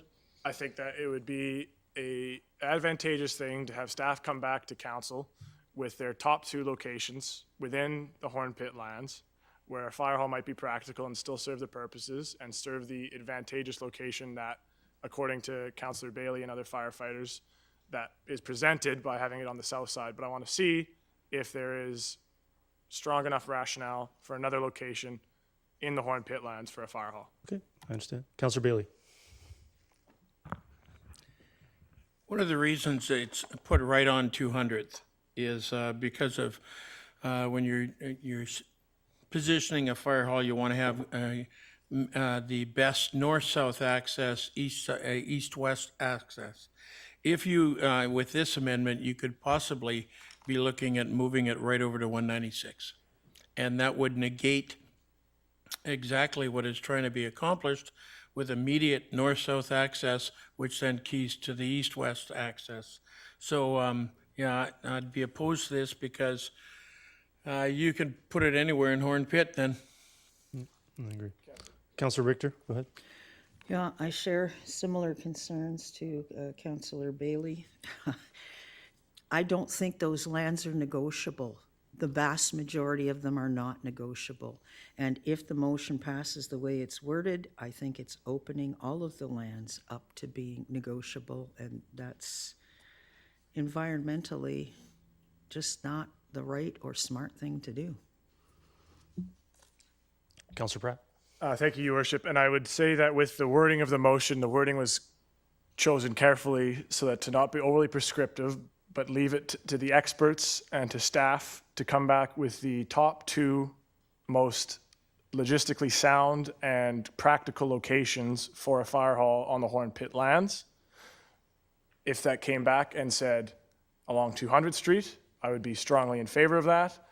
And if it came back along 196th Street, I think many members, if not all members of council, would have serious concerns about that.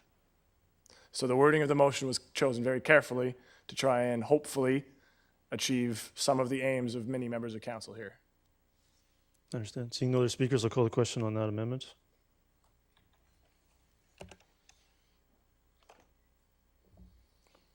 That fails with Councillor Richter, Councillor Bailey, Councillor Rint, Mayor Woodward, Councillor Martins, Councillor Van Popta opposed. Now back to the main motion.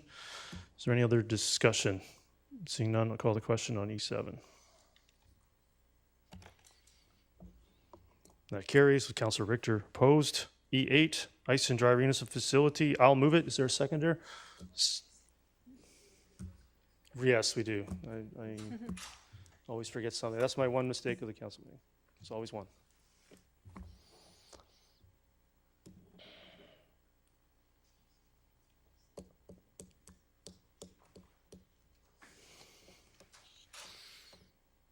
And remind me, Ms. Bauer, through all of that, was the main motion ultimately amended or not? It was not. No, it was carried as originally moved. It was, so you know, Councillor Kuntz, it was carried, not amended. Okay, so moving on to E8 here again. So I'll move it. Is there a seconder? Seconded by Councillor Bailey. Is there any discussion? Councillor Martins. Yeah, thank you.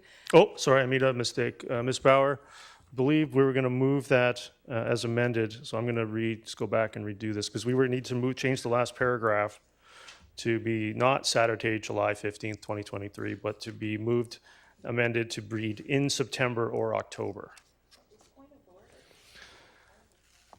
Point of order, yes, of course you do. Councillor Richter, go ahead. Of course I do. The motion was moved by you and seconded Fine. by Councillor I'll move an Bailey. amendment. The motion is live and on the floor. Yeah, I'll move an amendment. Is there a seconder to the amendment? Seconded by Councillor Pratt. I'm going to call the question on the amendment to change it to September, October. My mic is still on. We're just disposing of this. Yep. That carries with Councillor Richter opposed, who wants the event in July. So just to carry on here, Councillor Richter, Councillor Martins, go ahead. There you go. Thank you. Okay, so we're looking at this amended now. So I agree with this in principle, what we're trying to accomplish here with the funding.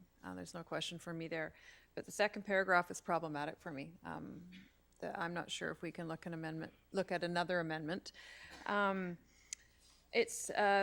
heard this term a couple of times now, established, well, sometimes it says council priority projects, now it's saying corporate priority projects. I have asked this question, trying to get to the bottom of this. Who established it, and where do I find this established list? Because I have difficulty voting on a motion on something that I don't have concretely in front of me, that what the established list is, because it's also going on to say that staff set corporate work plans accordingly. So I have difficulty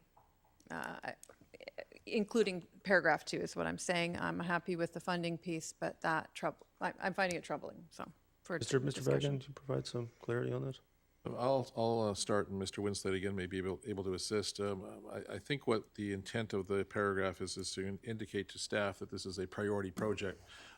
I'm not sure that there is a overt list other than staff's interpretation of those things that may have came from the election process in terms of what we believe council wishes to see from that process, and as well in part from our discussions, meetings, and some of the workshops we had early on in terms of what the corporate priorities actually were.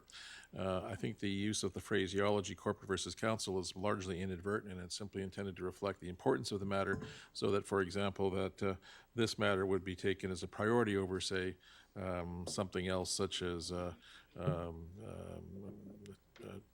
repairs of other facilities or things of that nature, or sorry, that's a bad example because the repairs tend to go to the top of the list, but other projects that may be out there, such as widening a turning lane or something of that nature.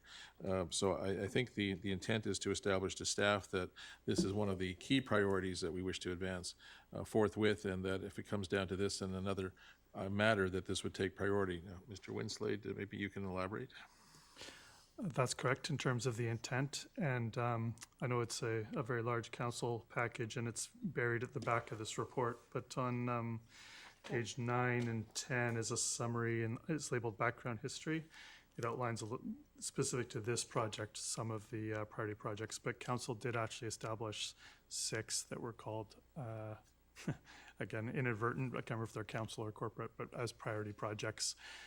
We could pull that information for council if so desired, but the brief history specific to the arenas is at the back of the report.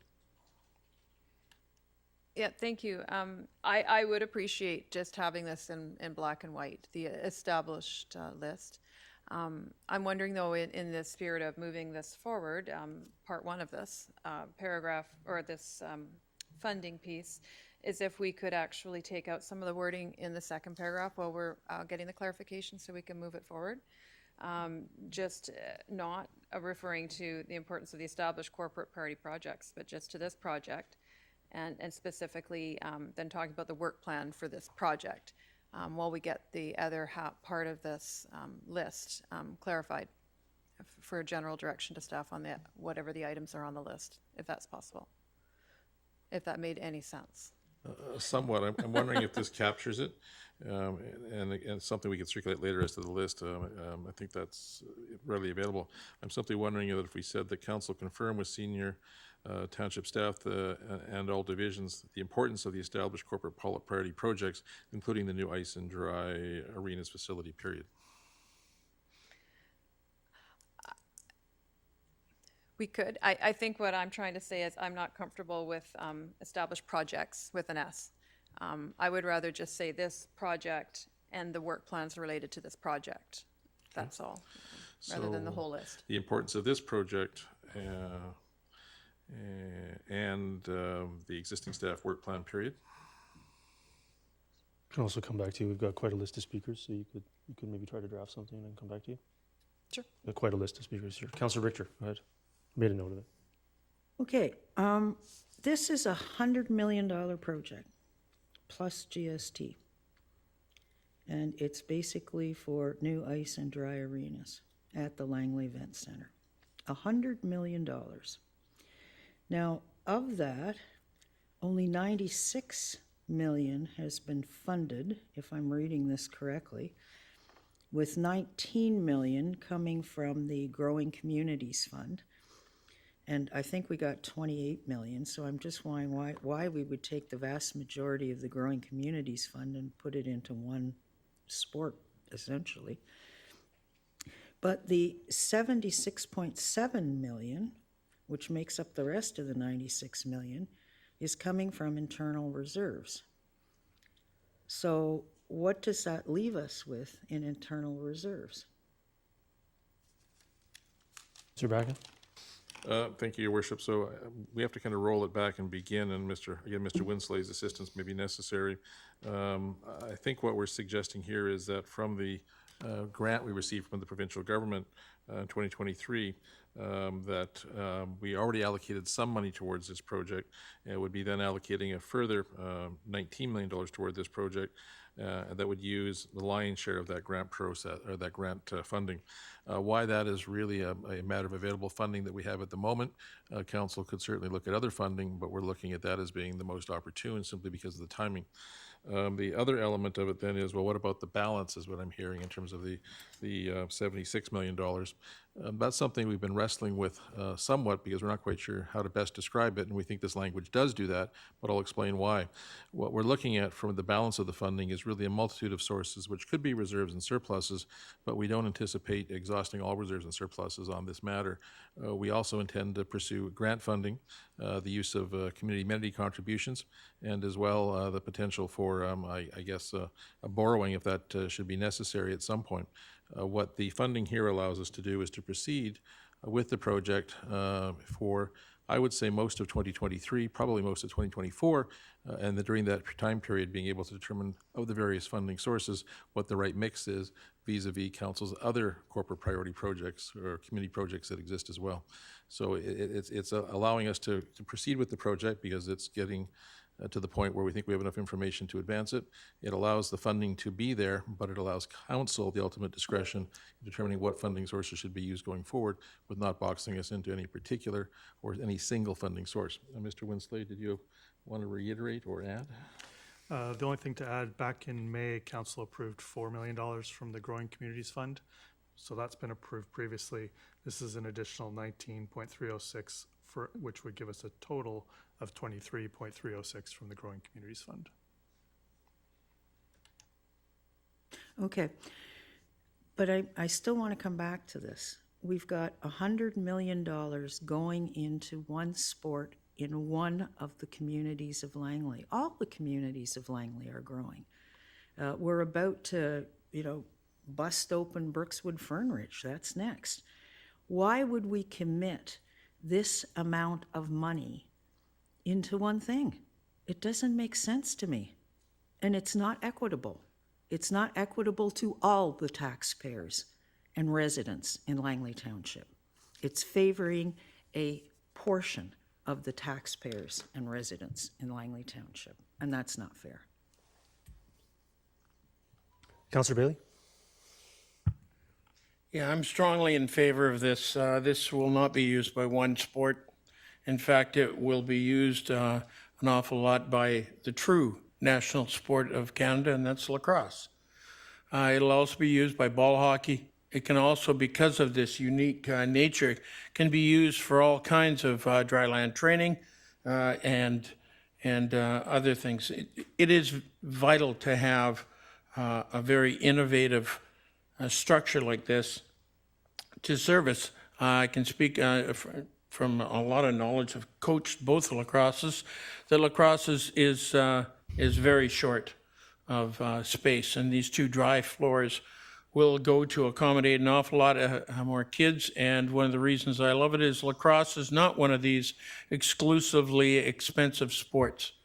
Hockey is now becoming a sport of the rich, and you can take a run at me for that one because I played right up into semi-pro with hockey and know that, and also had children involved at very high levels of hockey, and I know exactly what it costs. But lacrosse is a sport where we can open it up to more children who are suffering economic hardship right now.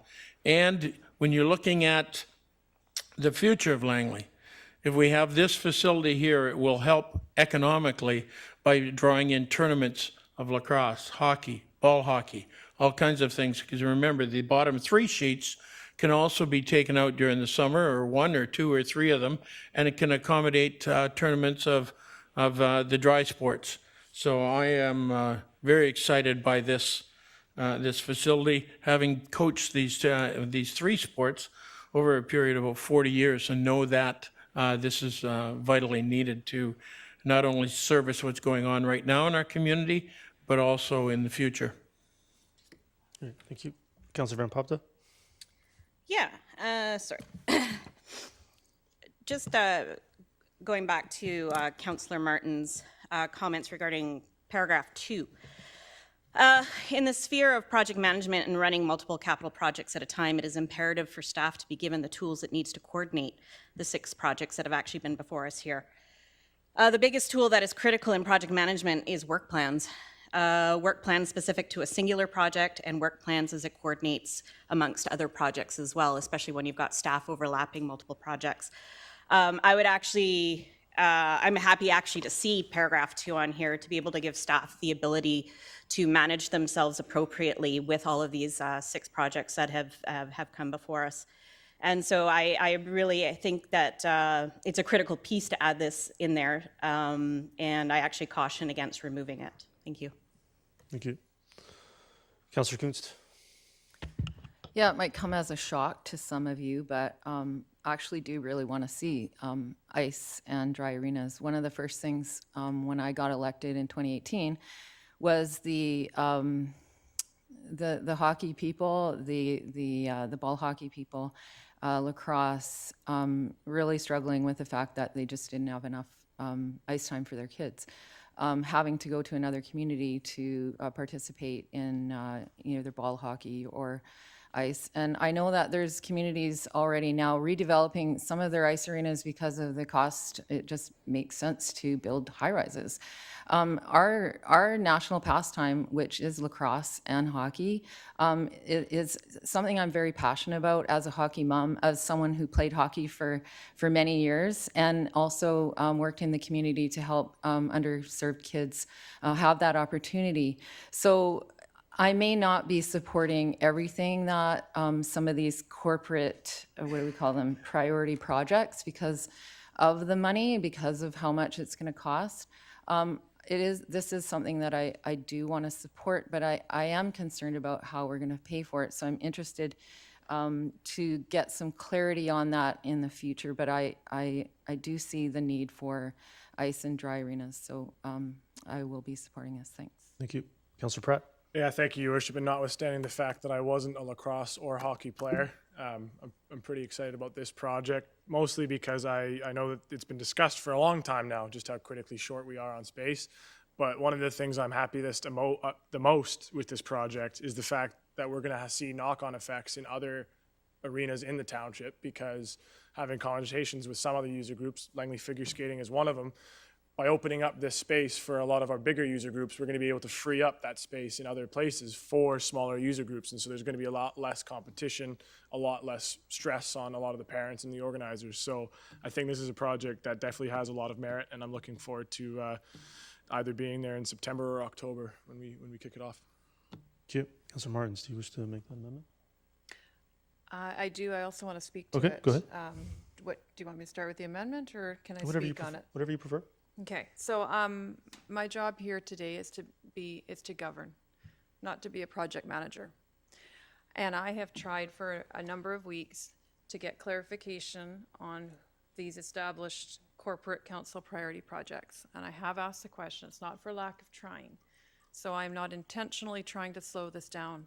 I fully support this project. Our community needs this. It's overdue. I am merely asking for paragraph 2 to be amended while I get proper information that I have diligently requested for a number of weeks. So if I can go ahead, I will Yeah, go ahead. propose an amendment. Go ahead, yeah. And please understand, this is in the spirit of I support this project and this funding. It's understand. strictly the wording of paragraph 2. Understand. Okay. Go ahead. So just to change the words, the council confirm with senior township staff on all divisions the importance of the Ice and Dry Arenas facility at the LEC, and that staff set a corporate work plan accordingly to assist with, and then the rest of it. And what I would like to see then is clarification on these projects. I'd like to have, I'd like as a council for us to ensure that we're all on the same page, or a majority on the same page of what the projects are, and then we can move forward with part 2 of this. That's all I'm asking for. Mr. Bracken, are we clear, before we look for a second, or Ms. Bauer, are we clear on that proposed amendment? Yes, essentially, we're taking the second paragraph and removing the words "of the established corporate priority projects, including." Great. Is there a seconder to that? Seconded by Councillor Bailey. So I'll open up a seconder. Do you wish to speak some more to it, or are you good? Nope, I'm good now. Yeah, Councillor thank you. Pratt? Thank you, Your Worship. And I probably missed it in Councillor Martin's original questioning to staff, but what was the logic around including the plural in this case? Mr. Bracken? Mr. Winslade, I think it was referenced earlier that there, at some point, you were able to actually review the 6 projects, but perhaps you could elaborate? Correct. As Mr. Bracken referred to, I believe it was in December of 2022, but there's a very specific council resolution that was passed that references, I believe it's 6 different projects. But since that time, we've also added through council resolution a number of other projects. So staff are trying to be very diligent in tracking all of the projects that are assigned to us, and they're all a priority, obviously, for the corporation. Possibly just as Mr. Bracken referred to, a little bit inadvertent wording, putting too much emphasis on it, but staff are happy with the change, the amendment that's being proposed. It doesn't change the project overall as far as what we're proceeding with. Right. And so the list of projects that I remember during the budget process we had, there was a long list, and it kind of gave us an envelope for their budget, and it gave us a pretty large number at the bottom. And then we sort of distilled down from there further the corporate, or the council priority projects. Is that correct? And then now we've been adding back to that list as we go. And then you might also be able to comment, but I'm pretty sure the CAC policy now includes very specific projects that you might be able to describe as the priorities of this council as set by council motions, correct? Your Worship, that's Yeah, correct. go ahead. Generally, again, it's unfortunately, I guess we could have moved it to the front of the report, but it's buried in the back of the report. There's been a series of different council resolutions that have helped us establish our priorities. The CAC programs is one, the budget process is one, some council resolutions and other requests from the public that are leading to reports. There's a whole series of information, but they essentially lead to a similar list of projects, and we're happy to provide that list to council in terms of what staff are working on and through resolution. But Arenas, this project specifically, has been a part of every one of those discussions that I just listed off. Thank you. Thank you. Councillor Richter? Yeah, I can understand the reason for the amendment, but I can't support the amendment because we're putting $100 million into one part of the community and into one event center. And in that event center, what we've seen happen consistently since it's opened is more and more elite sporting groups using it. Not the neighborhood kids, it's the elite sporting groups that are using it. And why would we put $100 million of local taxpayer money into elite sporting goods? It doesn't make sense.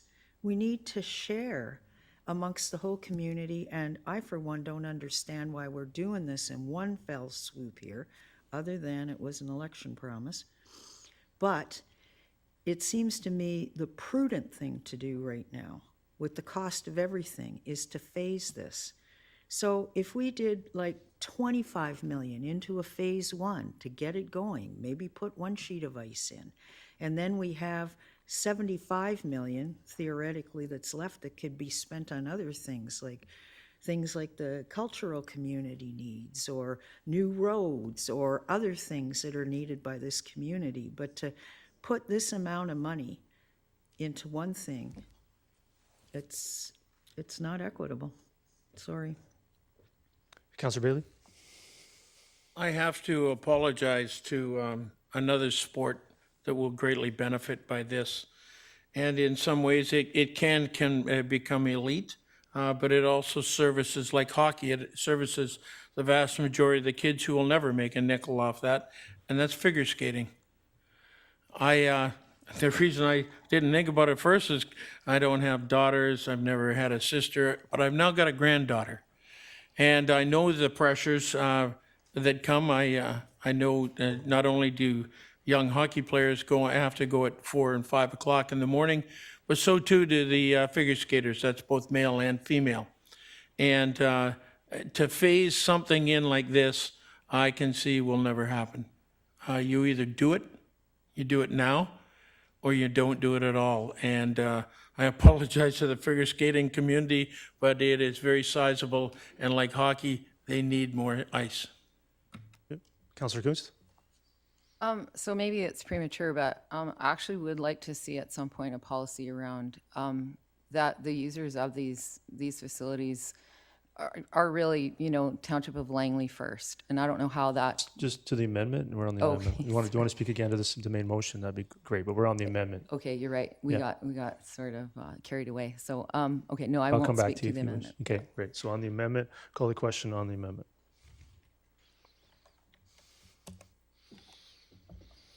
That carries with Councillor Richter, Councillor Van Popten, and Councillor Pratt opposed. So now back to the main motion as amended. Councillor Kunst, go ahead. Oh, yeah. So again, I think, I think we all know that there's a lot of user groups that, come and use our facilities. And I don't want to I want to make sure that it's the taxpayers of Langley and their children that get first priority. So I hope that at some point in the future, maybe we can come up with a policy that covers that. Maybe we already have one, but I think Councillor Richter made a good point about, elite groups.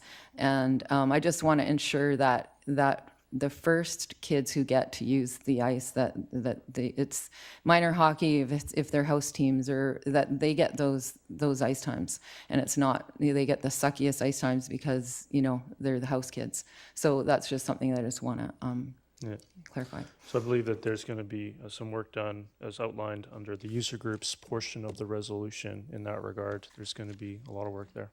And Langley girls ice and women's hockey needs good ice time as well. Absolutely. Thank you. Combined within that portion of the resolution. So seeing no other speakers, I obviously support it.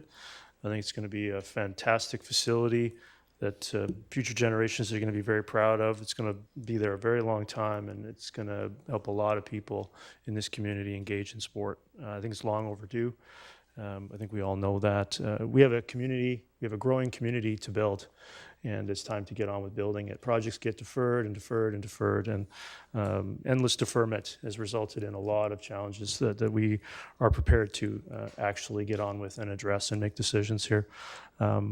I go to the LEC and I see a fantastic facility, and I see lots of kids, neighborhood kids, playing ball hockey, or they're playing soccer, or they're playing rugby, they're playing field hockey, and they're playing all kinds of sports on these fields. And I'm pretty proud to see that facility, and I think it's fantastic that this council is stepping up to invest in it further. There's a lot of other investments coming all throughout the Township of Langley because there are needs everywhere. We just funded millions of dollars in athletic turf replacements in Aldergrove Athletics. So the idea that this is inequitable, I obviously don't agree with. And I think it's time to get on with to building our community, and anyone can just vote against everything. I'm going to call the question on E8. That carries with Councillor Richter opposed. I'm going to do this one more, and then we'll take a bit of a break. Item E9, Transportation and Mobility Strategy, Terms of Reference. Is there a seconder to this? Seconded by Councillor Rint. Councillor Pratt. Yeah, very excited to see this coming forward. Really appreciate staff's work to get it to this point. And I'm really looking forward to, hopefully with the community engagement and public engagement that we're going to do on this, replicate the success that we've seen so far in the Fort Langley waterfront public engagement. I know that speaking recently, it's been one of the best responded to surveys we've ever done, and obviously the planning process for this will be even larger than that. So looking forward to digging into this, and can't wait to 2025 when it's done. Great. So is there any way to speed it up, Mr. Bracken? We'll do our best, Your Worship. Do your best, yeah. Councillor Richter, go ahead. Yeah, I note on page 4 that funding was previously approved in the 2021 and 2022 budgets for a total of $600,000. Now, is that going to be the total cost of this strategy? And if it is, what is the $600,000 going to be spent on? Thank you, through your worship. Yeah. The $600,000 allowed us to do two things. Hire a first consultant to do terms of reference that are now being proposed to council for endorsement to go for an RFP process. The actual cost of the study will be dependent on, I guess, the submission of the qualified consultants and the preferred proponent. Okay, so is 600,000 normal fair market value for hiring a consultant to put a strategy together? It seems a bit high to me. Thank you, your worship. The 2009 Master Transportation Plan is outdated. This is a very large, comprehensive undertaking that includes extensive public consultation, workshops, and we expect a significant amount of work that is required to go into this new update. That is not just transportation, also mobility studies and everything that goes along with it. So quite a comprehensive plan, and it's in the order of magnitude that staff had anticipated, and as such was asked for as part of previous budget requests. Okay, so there is going to be extensive public consultation as a result of spending this amount of money? Did I hear that correctly? That's correct. Okay, thank you. Seeing no other discussion, call the question on E9. That carries unanimously. So we'll take a 10-minute recess and return here at 5 minutes to 4.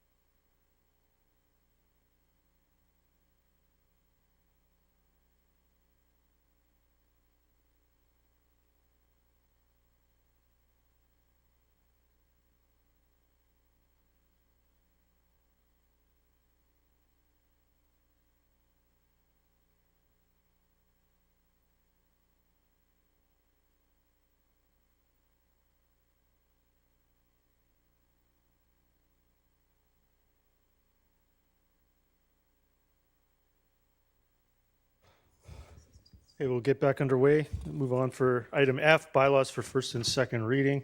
There's nothing there. So G1, bylaws for first, second, and third reading. Application, rezoning application number 100589, bylaw number 5905 for 63 single-family lots in the Salmon River area. Is there a motion? I'll move it. Is there a seconder? Seconded by Councillor Rent. Is there any discussion on G1? Councillor Richter. Yeah, I think public input is absolutely critical and needed for this particular application.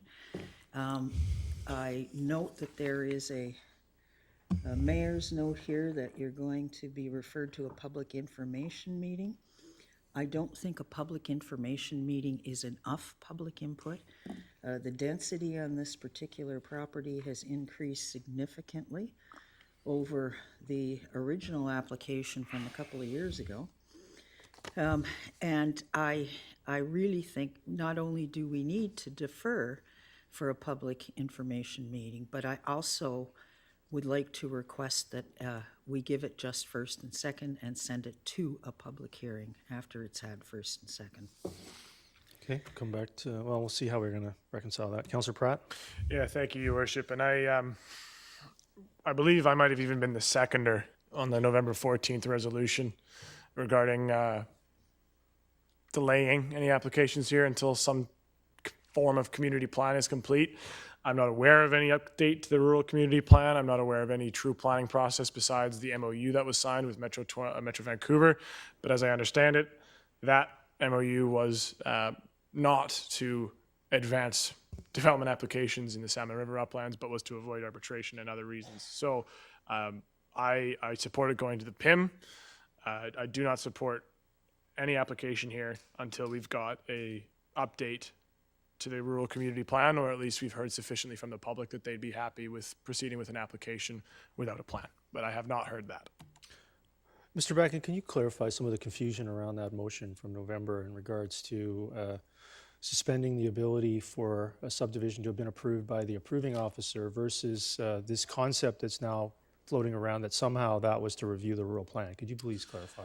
Thank you, Your Worship. Our interpretation was that at that time, the owner had the ability to come forth with a application to the approving officer and do a simple subdivision in accordance with the zoning that might yield, I can't recall, I think it was a 10-acre lots, I think it is, or 5-acre lots? Something like that. So the challenge with that was it could be done, and then any tree coverage on the property could be removed entirely with that application, and we'd have no ability to regulate it. So with the motion that was put in place, from our perspective, was primarily to bring this matter to a forefront and put what's really called a hold on any subdivision application being processed by the approving officer, so that council could take some more time to revisit it. At that point, then, it was at least our hope, I'm not sure if that was council's intent, but our hope that it would not revert to a rural plan amendment, as that would be very much analogous to what the master transportation plan would look like. That process would be lengthy and fairly expensive. To the added complication that even if we were to go through that process, the Agricultural Land Commission and the Agricultural Land Reserve impacted such that we really wouldn't be able to do much in some of those areas in any event.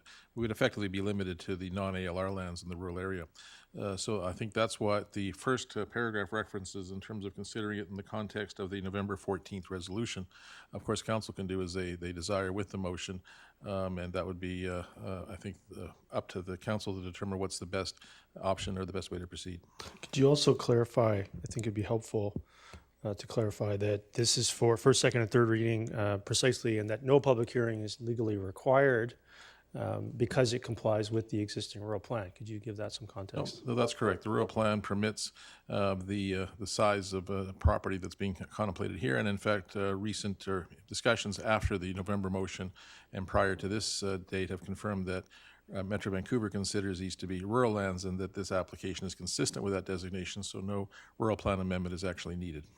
So I'm going to make that referral outlined in the council agenda, that this application be referred, with that, no bylaw readings will be granted, to a public information meeting for public input to occur in consultation with staff, inclusive of established requirements for notice, venue, format, engagement, and feedback, with forms to be provided directly to the Township of Langley, and that once completed, that application be forwarded to council for its consideration. Is there a seconder to that?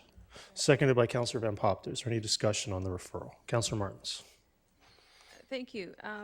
I support this referral. A question for, if I may, through chair to staff. Is there a specified timeline on when this happens, generally? Generally, it depends on availability of resources, staff included. Our intention, though, because we're coming to the summer break, would be to try to do it as quickly as possible, but we'd have to work out some logistics. But our goal would be to get that done and bring it back before council prior to the summer break. Okay, thank you. So my concern is if we're erring on the side of efficiency for our sake, as I understand from the people I've spoken to in this neighborhood, they people that I have spoken to are in support of development, but want the opportunity to participate in that process and understand a little more about what the concept is for the neighborhood, what they can anticipate, and we're going into, for a lot of people, maybe not us yet, we're still here for another month, but school wrapped up this past week, and there's a lot of people who have hit the road that didn't even know about it, because I think the signs were just posted this past week.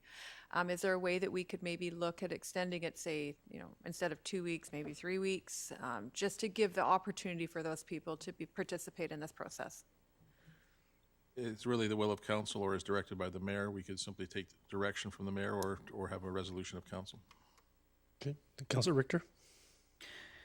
I just want to make sure that I understand. So if this motion goes forward, we're not giving it first, second, or third. We're waiting to get the feedback from the public information. Then first, second, and third will come back. Is that correct? Mr. Through you Bracken, to Mr. Backham? That's correct. Okay. And when it comes back for first, second, and third, is there anything prohibiting council from only granting first and second and requiring a public hearing? Nope, that would again be within council's ability. Okay. So if we're going to do this, and I think Councillor Martin's made some excellent points around the timing right now with school being done and families in the area wanting to go off on a bit of a vacation with their kids and so on. I actually think we should have a longer period of time, as Councillor Martins has suggested, for the public information meeting. And I also don't think we should be rushing to get it back to the council table. The public input is going to be paramount on this. Councilor Pratt. Yeah, I would support an extended delay before we go to the public to hear what their concerns are, so we get the most feedback possible. And I also am curious if the review that's stipulated in the first paragraph of that resolution will come back in time for us to review, because I know we've discussed minimum lot sizes, but I don't remember a discussion around the desired long-term character of the area or an establishment of other criteria as listed in that resolution. And I know that all rezoning applications are supposed to be coincidental with that review. So I'm wondering if we will get that when we come back to council with this application. Mr. Richardson, I think that might be reaching a bit, but I'll let you comment. Thank you, Mr. Backen, through your worship to Councillor Pratt. So in this case, as Mr. Backen has outlined, the applicant has requested the application be forwarded on its own merit. So pursuant to provincial legislation, all rezonings need to be adjudicated by council. In this case, in the context, as outlined in the resolution, in the context of that, the application is being forwarded. Council has full purview, as being discussed now, with respect to what they wish to do with that application in terms of its dispensation. Okay, thank you. Because I just don't fully understand why we would have established this resolution asking for a review, asking for a delay on applications in this area, then now neglecting our own resolution based on what I understand it to be here. Yeah, so I've sort of attempted to clarify that with my Q&A earlier. Mr. Backen, maybe that needs to be repeated again, that motion was not intended to embark staff upon a 3-year review of the rural plan for all the Township of Langley. It was intended to prevent approval via the approving officer. Can you go over that again, please? That's our interpretation, that the concern was that the matter could proceed unilaterally with complete tree removal on the property without it ever be appearing back before council. And because it's actually, as I recall, I have to check this, I think it may have been in the rural designation, that could allow 2 dwellings per parcel. So when you start to add those up, it becomes quite a significant impact without council having any involvement. So the understanding was that the resolution that was passed back on November 14th of 22 was effectively saying nothing shall be approved by the approving officer until we can, until council can actually look at this in totality. That's led to this application, which has led to this analysis, this zoning bylaw that's being put before you, that's now going to public information or public consultation that will allow council to consider it in light of the tree preservation and perhaps the greater density at the applicant's request. And the applicant is requesting it advance, and that's effectively why it's here at this point. And going forward, then it'll be subject to council's direction in terms of how fast that goes or what direction that may take. Well, I appreciate that feedback, and I can understand if certain members of council were privy to that being the purpose of that resolution, and I can definitely tell you from the feedback I've gotten from the community so far that wasn't their interpretation of the motion. People are asking, where's the plan, where's this review? So if that was the intention of that, it accomplished its goal, but now we're left with this unanswered question of, are we going to have a review before approving something of this magnitude? So looking forward to the PIM and looking forward to having the community give us their feedback on how they want us to proceed. Councillor Bailey?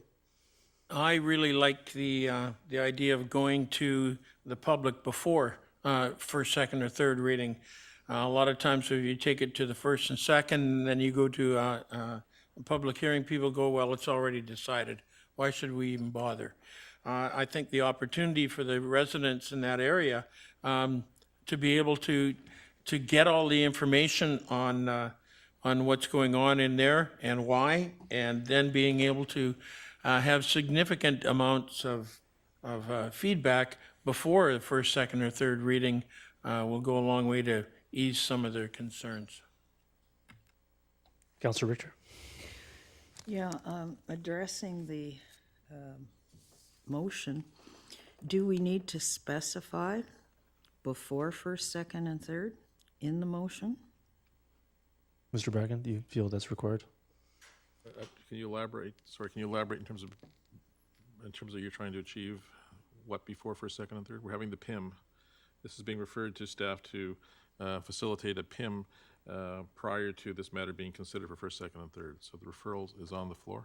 Okay, so it's a referral, so this means it just goes off the table. Council can continue to take input on it from various sources. That's correct. Okay, and I'm just curious how it went from I think there were originally, was it 32 or 33 lots and it's up to 63 now, or was it 39 lots and it's up to 63? How did that happen? Like, Mr. Richardson, what was the process there? Thank you, Worship. The original, the previous application was 39 lots under the proposed SR1 zone. The current is 63 lots, so a difference of 24 at a minimum lot size of 0.43 of an acre. Okay, but how did it go from SR1 to this one? That was through your worship to Council Richter. That was the application applied for. So the proponent applied at that time on RU1 zone lands, as Mr. Backen has outlined that the existing zone is, to go to a 0.92 acre lot size. And now the proponent is seeking an amendment to the SR3 zoning, which is a 0.43 minimum lot size. Okay, and was SR3 a permitted lot size or zoning, underlying zoning? Because it's RU1 right now, correct? Through your worship, Council Richter, yes, it's RU1 1.7 hectares or 4.2 acre minimum underlying zoning. So since that time, there's been further clarification in terms of minimum lot size as outlined in the report with respect to rural residential uses, in aligning rural residential uses in the rural plan, the Salmon River designation, as well as aligning the input from Metro Vancouver as part of Council's endorsement of the 2050 regional growth strategy. Okay.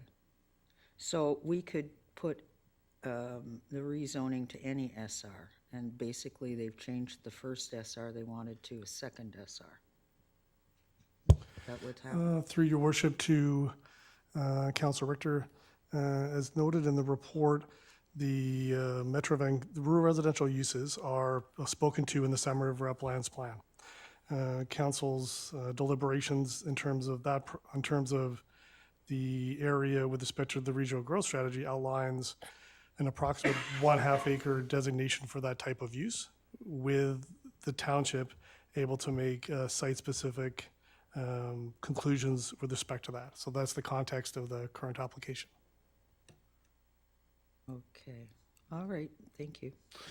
Yeah, so on the referral, I think there's some good rationale. I think we've heard from multiple members of the public, given the way the rules have changed. So when it first came forward last summer to council, a public hearing was required. With changes to the Local Government Act, public hearing is no longer required. And so I think that has caught some members of the community off guard. They assumed that there would be multiple council meetings. In this case now, with the changes to try to accelerate the creation of additional housing supply, the province has deemed that if you're compliant with a neighborhood plan or a community plan, that a public hearing is not required. This is compliant, therefore it's not the same process as that was there available to the required of the proponent last council. So this is why I think a referral for a second PIM for that community is appropriate. This is in transition from one set of rules to the new set of rules to motivate the creation of additional housing supply. I had a couple of questions, Mr. Richardson, between the previous version, which we'll call version 1 and version 2. I believe that there was a significant, because I was there and spoke to a number of members of the public, there was a significant desire to see additional tree preservation, land dedication for that purpose, and trail networks to potentially connect to another development to the north and along the river to connect eventually to Williams neighborhood, Williams Park, from potentially DW Poppy. And so that's the feedback I heard, and I believe that that's the feedback the proponent heard. So Mr. Richardson, from the previous version of roughly 40 lots, what's the tree preservation contemplated in this version? Your Worship, thank you. As outlined in the report, the proponent's arborist has indicated there's 4,212 on-site trees, and of those, 2,205 or 53% are within those indicated proposed open space dedications, a buffer, and then 3 proposed lots internal to the subdivision, Your Worship. So that's approximately 2,200 trees, something like that? I don't have the report in front of me to see. Thank you, Worship. Yes, that's correct. Yeah. And as noted in the development prerequisites, Yeah. there's a requirement there for further review and finalization of those items. And then there's, and believed to achieve that, and the trail network that I heard a lot of members of the community looking for, there's now a dedication of almost 9 acres of land valued at millions per acre, which has achieved that objective. With that, just want to clarify that I have the facts right. It's in the resolution as well. That's correct, Your Worship. Yeah. So I think it's important that the community see that they've got, from what I understand, to be 2 options now. 41-acre lots with minimal tree preservation and no dedications and no trail network, to what the proponent is now proposing, which is a higher quantity of half-acre lots with these community benefits. And potentially CAC proportionate to the value being created as per the new policy of this council from November, that could go to any number of improvements from Snake Hill to sidewalks to upgrades for DW Poppy, whatever the council could determine that would be used for. To me, the third alternative, of course, is to revert back to the zoning bylaw, which the proponent at some point will be legally entitled to embark upon, which will result in a subdivision as per the zoning bylaw, which will achieve none of that. And so I think it'd be great to get the feedback from the community, get the facts on the table. We're getting emails that from people, outlining the facts and their opposition, which are not based in facts. So I think it's really important to have this referred, have that public information meeting, get that information out into the community, and then get feedback from that point. And those 3 options are on the table, and I think it would be great to get feedback on the various options. So with that, I'm going to call the question on G1. Go ahead, Councilor Brempopta. Sorry, and can you talk to the services that are going to be brought out there with these lot size changes? Mr. Zwag, can you confirm the servicing? Generally, there's water in the area, I understand. That is correct. And sewer? And what's the status of potential sewer options? At the previous council meeting, council endorsed us to do a bit of an engineering servicing plan for water and sewer for this area. My understanding for this development application is currently contemplating septic fields. Okay, so I'm going to call the question on referral. You've spoken twice to the referral, Councilor Richter. I'm going to call the question on G1, referral. That carries unanimously.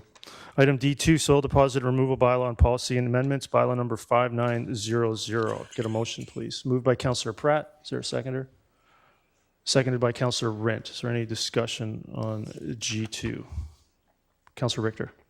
Yeah, I had a question through you to staff with regards of the potential downstream impact of this. Is there anything negative if we do this? Anything that could possibly be problematic? And the reason I raise this is because and I know it's a different bylaw, but the tree protection bylaw with their cash in lieu of keeping trees has resulted, I think, in some very negative losses of tree canopy, which I don't think was ever really intended. Are there any things that we're not really intending that could come out of this bylaw as presented? Bit of a tough question. I think you're asking, is there anything that we haven't recognized that is unintended? Yeah. And I think we don't think so. That's the short answer is we think we recognize most realistic or practical impediments, and we think this is address them. Okay, thank you. Thank you. Councillor Kunst?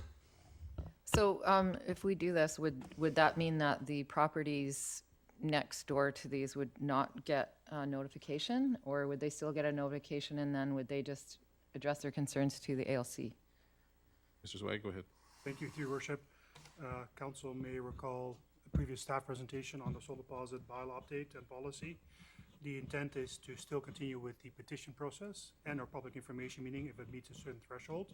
But that petition process will just be used for information, not as a policy decision whether or not council should or should not support the decision. So there's no real changes to the notification and public input process. Okay, thank you. Thank you. Seeing no other discussion, call the question on G2.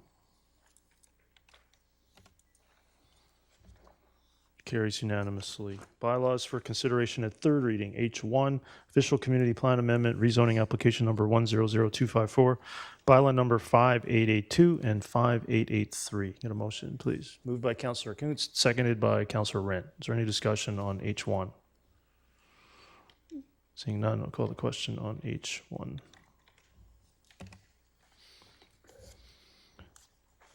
That carries with Councillor Richter opposed. Item H2, official community plan and rezoning application number 100238, bylaw number 5890 and 5891. Is there a motion? Moved by Councillor Rent. Seconder. I'll second it. Councillor Pratt. Thank you, Your Worship, and I'll wait till other speakers have had a chance to go, but I'll be moving some kind of referral or an amendment to a referral. One of the things that I think I heard, and I'm sure everybody else heard a lot of during the discussion, the public hearing, was that 83rd Avenue didn't feel or was not safe enough for a lot of residents in addition to the lane. And so I'll be hoping to see some kind of improvements made to the crosswalk or the intersection at 83rd and 212 as part of this application and other applications moving forward in the area. Great. Councillor Martins? Thank you. Yes, I have a referral motion when you're ready. Okay, I'll come back to you. Councillor Richter? Yeah, I think the road safety concerns were extremely loud and clear and need to be acted on, particularly given the young families that are in this neighborhood right now. I actually don't think we should give it third reading. I think we should refer it back to staff to work with the proponent to deal with the issues that came out, and in particular the road safety issues that came out in the public hearing. But I'll wait and hear what the amended motions are and vote accordingly. Thank you. Councillor Martins, you have a referral motion? I sure do. And sorry. Go ahead, yeah. Yeah, and echoing Councillor Richter and Councillor Pratt, this does cover those concerns. So it's 2 points. The first is that the application be referred to staff to work with the proponent to address items raised at the public hearing, including but not limited to 83rd Avenue land use interface, traffic access issues and proposed densities. And that consistent with the public hearing submission by the proponent, staff is directed to initiate a traffic calming process pursuant to Council Policy 05110, neighborhood traffic calming at proponent cost as volunteered. And I can speak to that. Is there a further if you'd seconder like. to that? Seconded by Councillor Bailey. Go ahead. Thank you. So, yeah, the two parts here, I'm going to start with the second part with regards to the traffic calming addresses the concerns that were raised by the residents who came forward about the lane with the traffic shortcutting through regularly and causing safety concerns for the children in the neighborhood and what have you. So I feel that that needs to be dealt with at the same time because this new development will add to the traffic potentially cutting through that lane, and also looking at 83rd access for traffic in and out of this development, as well as at 212. It causes problems, as we heard from the public. So I think this can all be addressed. And is it necessary that there be an access point at the north side of this property? Maybe that's not the access at all, and consider maybe reducing the density at the north end. So this referral motion is encapsulating the feedback that we received from the public at the public hearing to send it back and do some more work to make it more amenable to the people that raised the concerns. Councillor Richter. Yeah, I just wanted to get a clarification. It seems like the referral motion here makes sense, but does it include, there was one particular, a couple of young families that spoke with regards to that lane and how one end of the lane is cut off and the other end of the lane should be cut off too, in order to protect the safety of the kids that are playing in that lane. Is that covered by this referral motion? Go ahead. Councillor Martins, if you want to answer that? Yeah, yeah, part two of the motion will cover that, absolutely. When it's requesting that traffic calming measures in the local area. I have the same concern as you did, and I think we can look at potentially cutting off traffic on the east side of that lane so that it's only emergency vehicle access. I think that will hopefully resolve those concerns. Okay, so under the policy that you quoted, re-traffic calming, does that include cutting it off except for emergency vehicle access only? Yes, it does. Are we sure? Yeah. Mr. Bracken, can you maybe clarify that? Thank you, Your Worship. The reference was to deal with matters raised at the public hearing, so it would include an analysis of that, so it would be included. And that's specifically what the proponent was attempting to address and solve at their cost. Okay. Thank you. I'll support the referral motion. Right. Councillor Van Popta? Just a quick question through Your Worship to staff. Can you clarify if that is a private laneway or if it's a public? Through your worship to Councillor Van Popta, the subject lane is a public lane. Perfect, thanks. Thanks. Councillor Pratt. Thank you, Your Worship. And I think most of the concerns are definitely going to be addressed by that referral. I think specifically to 83rd and 212, I remember I drove past last week just to see, and it really is a highway down there, and I can only imagine it's going to get worse with more traffic. And so in that first section of the referral motion, I would move an amendment to include the words after, I think it was vehicle access or traffic access issues. Traffic access issues, comma, and intersection upgrades. Potential intersection upgrades at 83rd and 212, whether that looks like a full signalization or a pedestrian signal or. And we add potential because we'll want to get a staff opinion on. So on if that's an amendment, I can. Is there a seconder to that? Seconded by Councillor Kunst. You wish to speak any more? No, I think it makes its. Okay. So on that amendment, call the question on the amendment to the referral. That carries unanimously. So now back to the referral as amended. Is there any other discussion on that referral? Seeing none, we'll call the question on the referral. That carries unanimously. Item H3, Official Community Plan Amendment, Rezoning Application Number 100245, Bylaw Number 5885 and 5886. So Before we get a motion to refer this or consider this, I just wanted to clarify, Mr. Richardson, what does comprehensive service in general industrial, that designation actually mean? Thank you, Worship. That designation provides for the protection of environmental and associated areas, but also allows for service and general industrial uses consistent with the Gloucester Plan. Okay, so I think that's an important distinction here. Is there a mover of the recommendation? Councillor Rent moves it. Is there a seconder? Seconded by Councillor Van Popta. So I'm going to clear the queue. Is there any discussion on that? Councillor Pratt, go ahead. On the main motion? The main motion, yeah. There is a referral coming, however. Okay, before the referral comes, It's actually an amendment, just to be clear. So it's an amendment, but you'll understand it when we think we get there. But go ahead if you wish to speak to the main motion. I look forward to it. But I think that my main concern, and I think that there's going to be sides that it won't appease, and if both sides are unhappy, then you're probably doing something wrong. It's probably not the right saying, but my biggest concern with this application as it stands, Lot 5 on the north side of the, I'll call it central piece of this application, it's about 8.4 acres. To me, that, from my understanding from conversations with people who are very well versed in the field, it contains a lot of the most sensitive parts of the ecosystem as I understand it. It contains a lot of natural drainage, a lot of natural detention that I think would be quite problematic if we got rid of.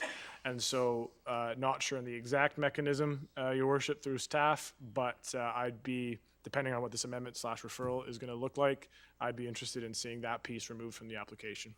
Okay, I understand. So do you know other speakers? I'm going to, Councillor Richter, go ahead.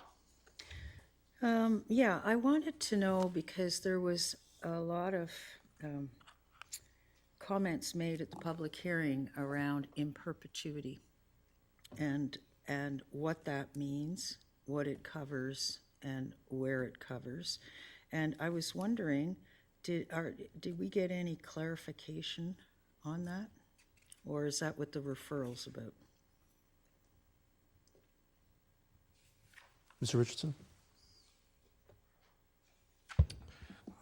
Through your worship to Councillor Richter, from recollection, the in perpetuity amount item was pertaining to the original provision of the lands and their designation as golf course. That is separate, though, and distinct from a zoning that's currently in place and any sort of legal instruments that are in place with respect to that. So there's no current information that staff understands that has a in perpetuity clause with respect to the prohibition of subsequent development applications.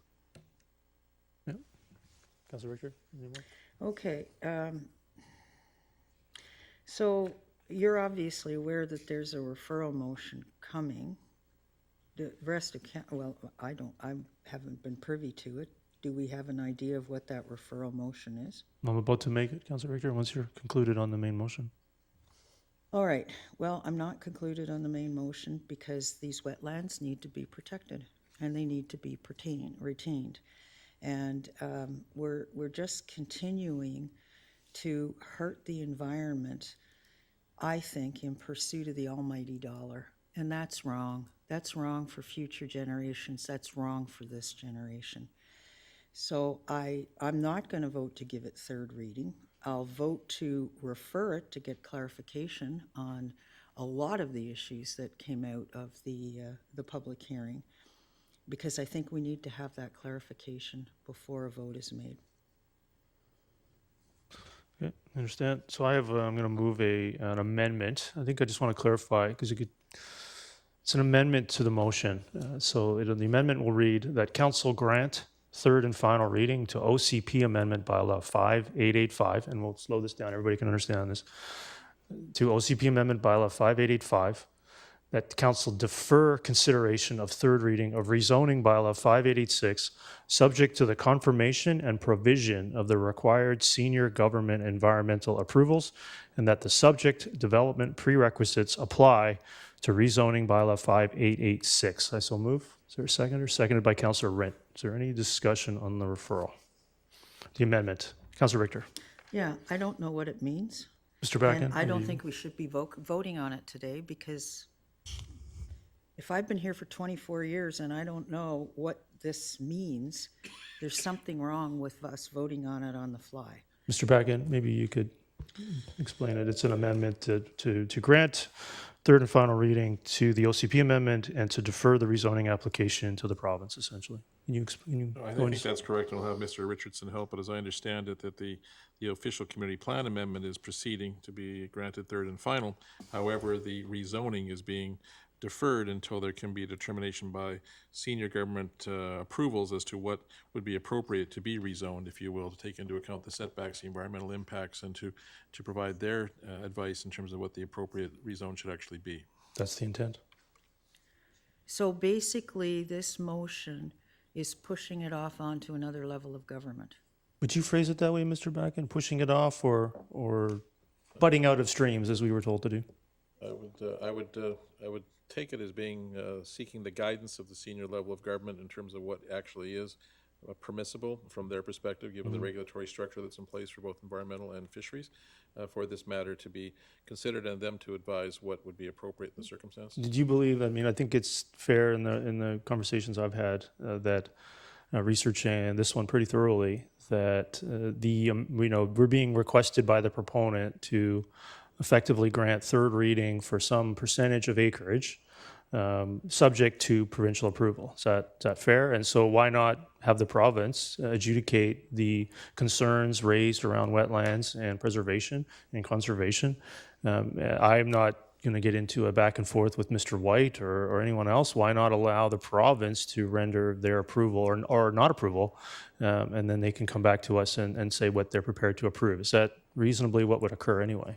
Correct. The overall designations are there, but what's actually going to be permissible for development would depend upon the regulatory structure that's in place. And the designation allows for 0.1% industrial and 99.9% conservation, if so determined by the province. Correct. Correct, yeah. Okay, but why would we grant it third reading now without hearing from the ministry first? So, Mr. Back, we need to clarify that we're not granting, this amendment would not. I don't have a copy of the motion in front of me, but I started writing down grant third reading of bylaw 585, whatever. 585 is the OCP amendment bylaw. So why would we approve any bylaw until we have the clarifications that we need?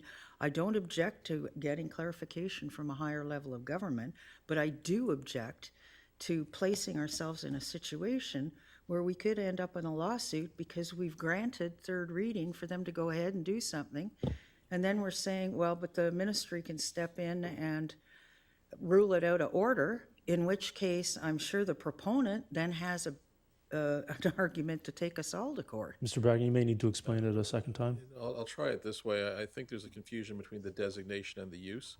Generally, the senior levels of government do not like to providing, advice in a vacuum. So what effectively council is doing with 5885 is saying the designation would be acceptable to them, to council.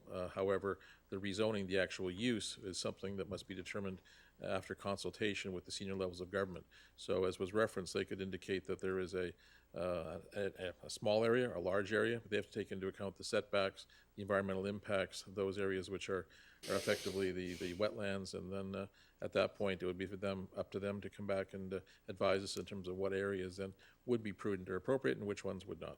Okay, so in that case, is there any reason why I can't amend this to strike the word grant third reading and use the word defer third reading pending a referral to higher levels of government for clarification?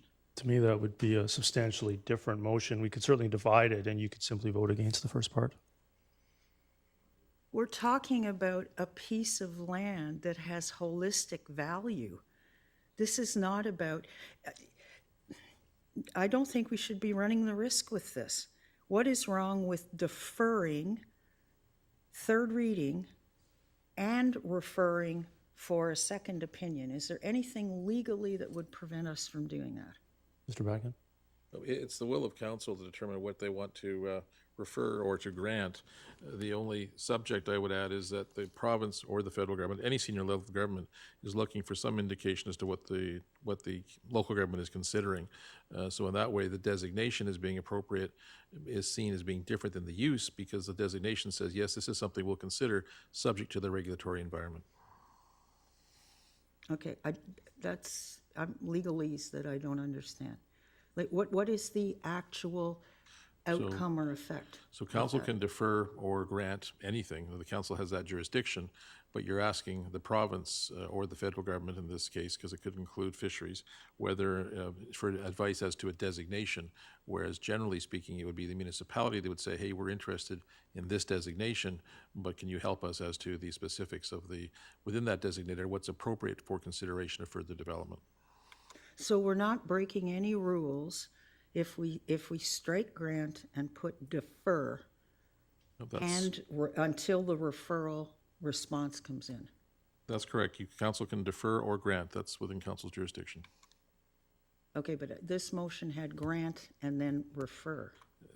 And that's also within council's jurisdiction. It's becoming a policy issue for council to determine. Okay, so, but we could change it to defer and leave the refer one in. That would be what council could consider, subject to the direction of the chair in terms of the interpretation of the motion. So just to clarify, the second part is to defer consideration of third reading, subject to the confirmation and provision by by inference by the proponents. So subject to the confirmation and provision of the required senior government environmental approvals. So it's a deferral of the rezoning application, and it completes the OCP amendment. Okay, and completing the OCP amendment does what? Mr. It Backen? gives somebody else the... It creates the designation that this area is acceptable for consideration of the existing Gloucester the Gloucester Industrial Park uses. And I think it'd be good to clarify with Mr. Richardson that the designation is a combination of conservation and industrial as determined by the senior levels of government. Mr. Richardson. To your worship, that's correct. There's some very specific language in the text that indicates following dedication of water course conservation areas, your worship. So this could result, if the province comes back and says that it's 99% conservation, that would comply with the designation. Is that correct, Mr. Richardson? That's correct, your worship. That's the intent, Councilor Richter. Okay.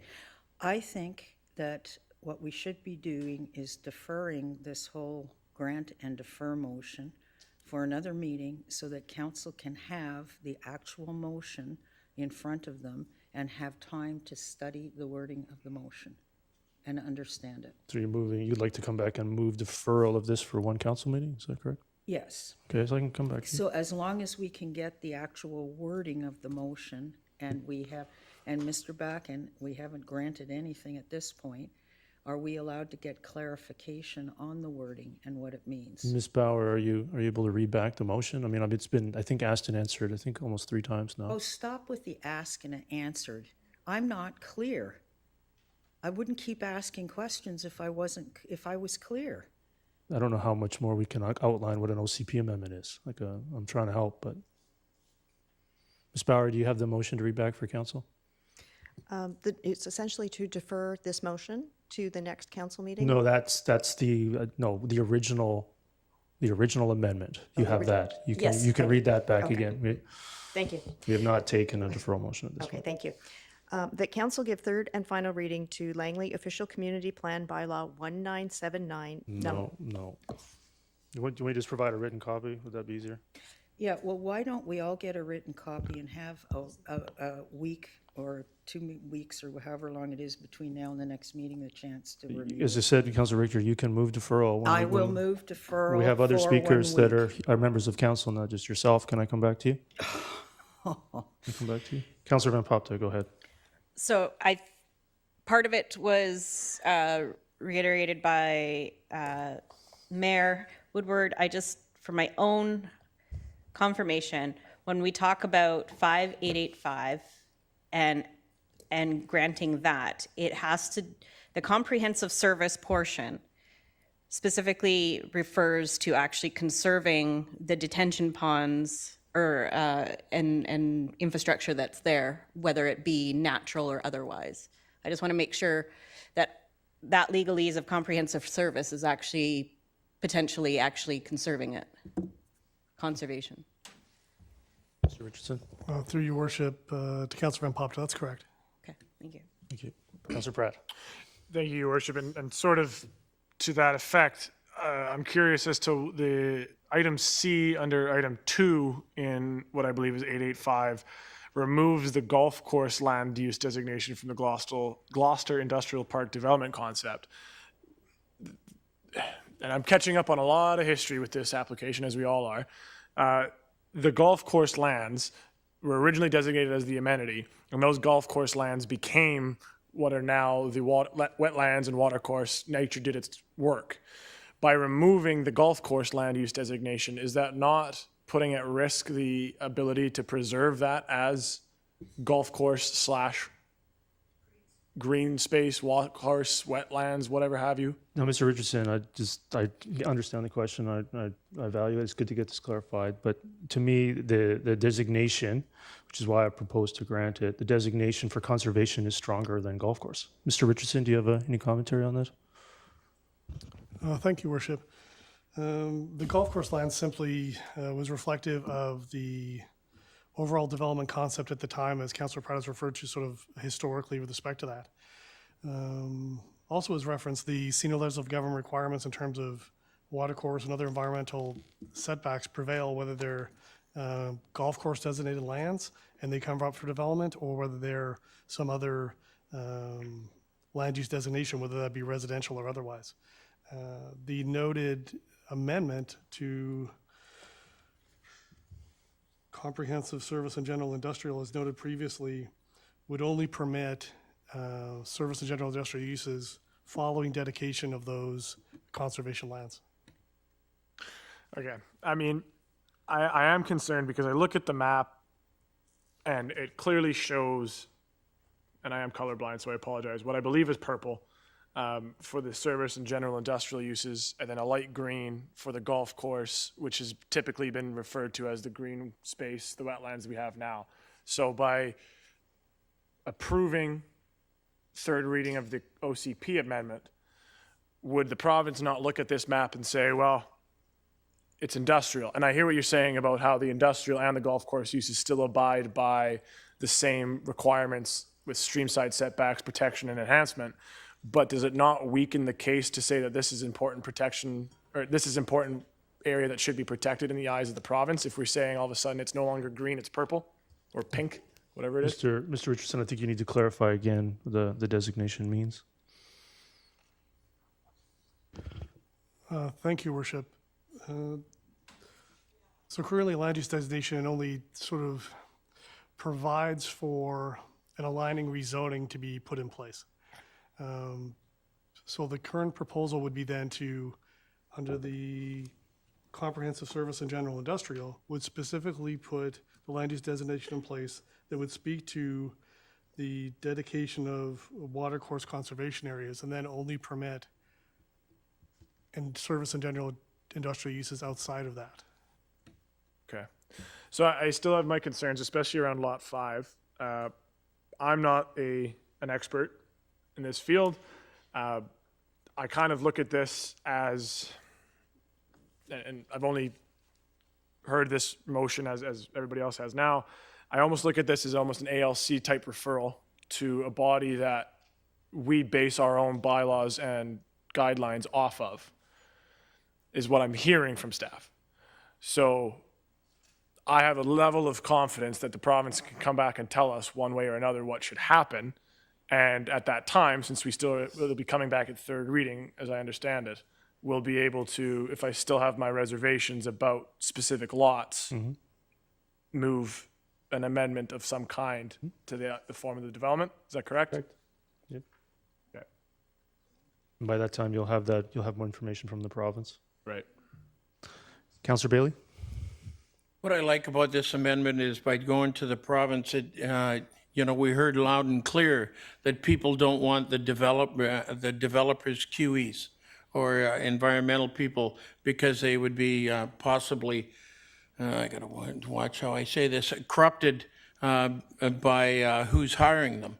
So this would put it to environmental people who are unbiased, who are going to be looking at this and address the concern that that you're going to have qualified people who do not have an interest in developing this into industrial lands.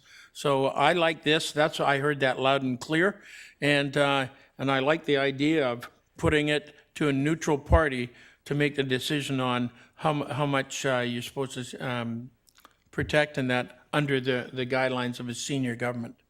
We got some correspondence from the province. I believe those were all distributed from council, telling us that they'll be the ones making the decision. So go ahead, go make the decision. Is there any other, Councillor Richter, you wish to move an amendment or further delay it? Yes, I wish to move a deferral of this particular grant and defer motion or refer motion. I'm not quite, this particular, what would you call it? It's an amendment. Amendment? This amendment for one meeting so that we can get the written wording of the motion and discuss it with staff if we have questions. This is seconded by Councillor Pratt. Is there any other discussion on the deferral? Seeing none, call the question on that.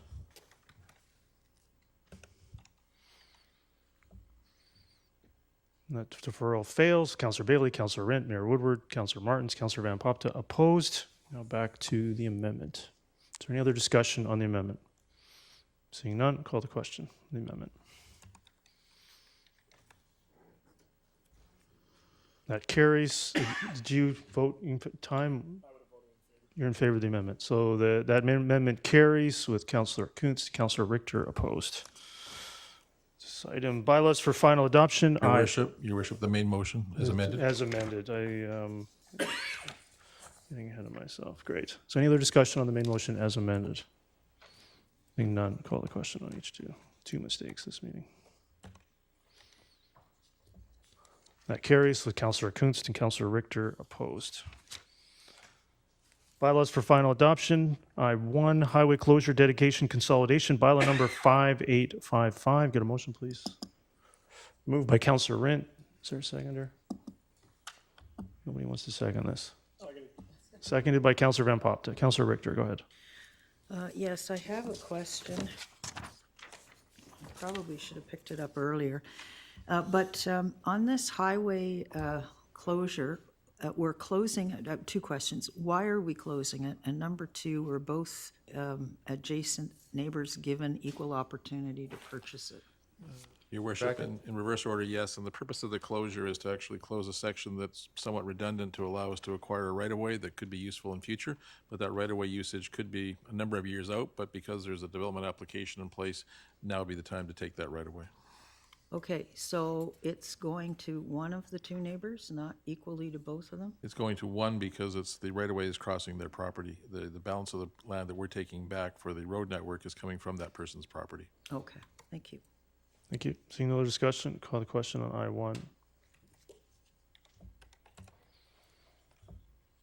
That carries unanimously. I2, development cost charge waiver for nonprofit housing, bylaw number 5901. I'll move it. Seconded by Councillor Martins. Is there any discussion on this? Councillor Richter. Yeah, I'd like to go back to the same question I asked earlier. Worry potential negative downstream impacts of this. Do we anticipate any? Have we thought through that if there could be any? We're not aware of any, Your Worship. We've tried to be holistic.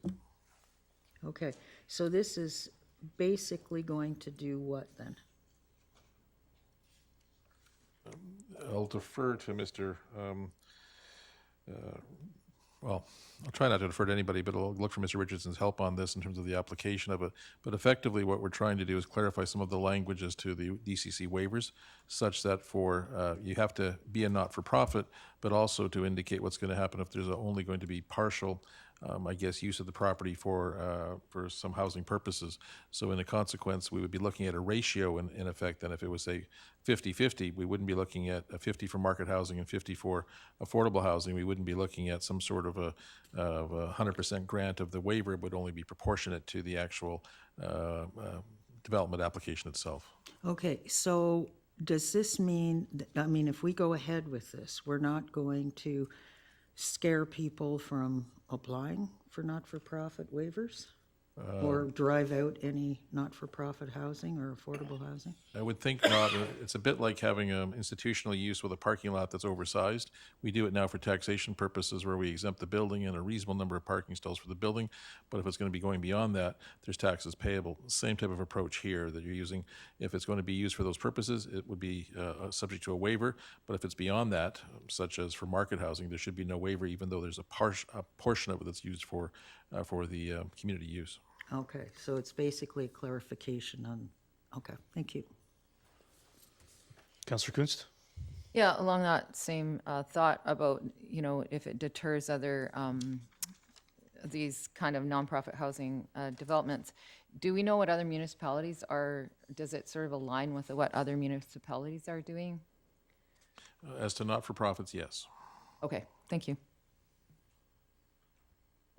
Okay, seeing no other discussion, call the question on I2. That carries unanimously. I3, rezoning application number 100650, bylaw number 5769. Get a motion, please. Moved by Councillor Rent. Is there a seconder to this?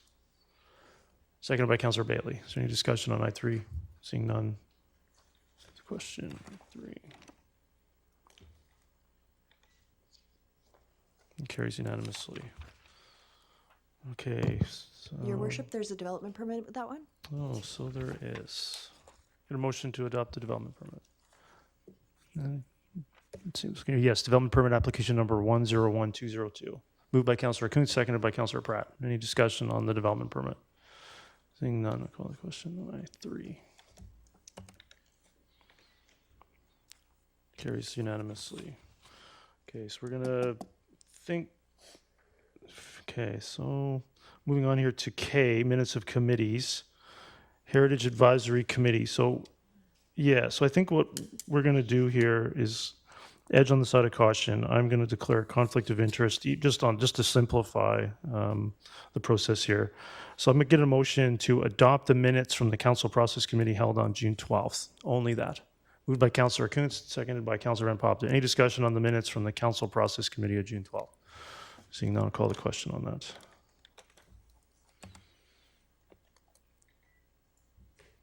Carries unanimously. So I'm going to declare a conflict of interest on K1, Heritage Advisory Committee, K2, recommended motion, and K3, recommended motion. Let me take a bit of a recess. Hand it over to Acting Mayor Richter. Go ahead.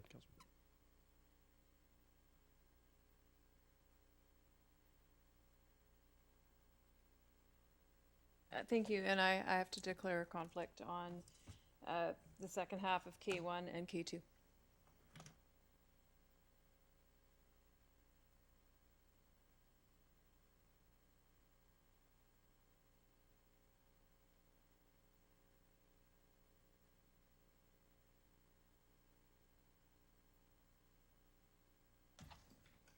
Okay, Madam Clerk, given my lack of technical expertise in IT, could you please control the mics? Yep, just give me one quick second to mark the right people not here. Okay. Just a moment.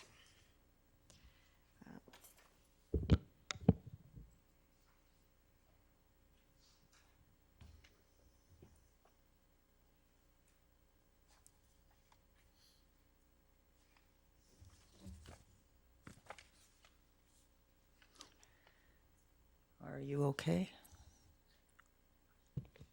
Yes, I got everybody in the right places now. Thank you. All right. So could I have a motion, please, to adopt the minutes from the the Heritage Advisory Committee on June 7th, 2023? Okay, Councillor Kunst, a seconder. Councillor Pratt, is there any discussion on adopting the minutes? No. No, he did. He declared a conflict, yeah. Adopted K1, right? You adopted June 12th on K1, but not June 7th. You adopted the Council Process Committee, but not the Heritage, so we're doing them separately. Thank you. Okay, any discussion? I'm not seeing anybody in the queue, so I'll call a question, and if you could control the voting mechanism.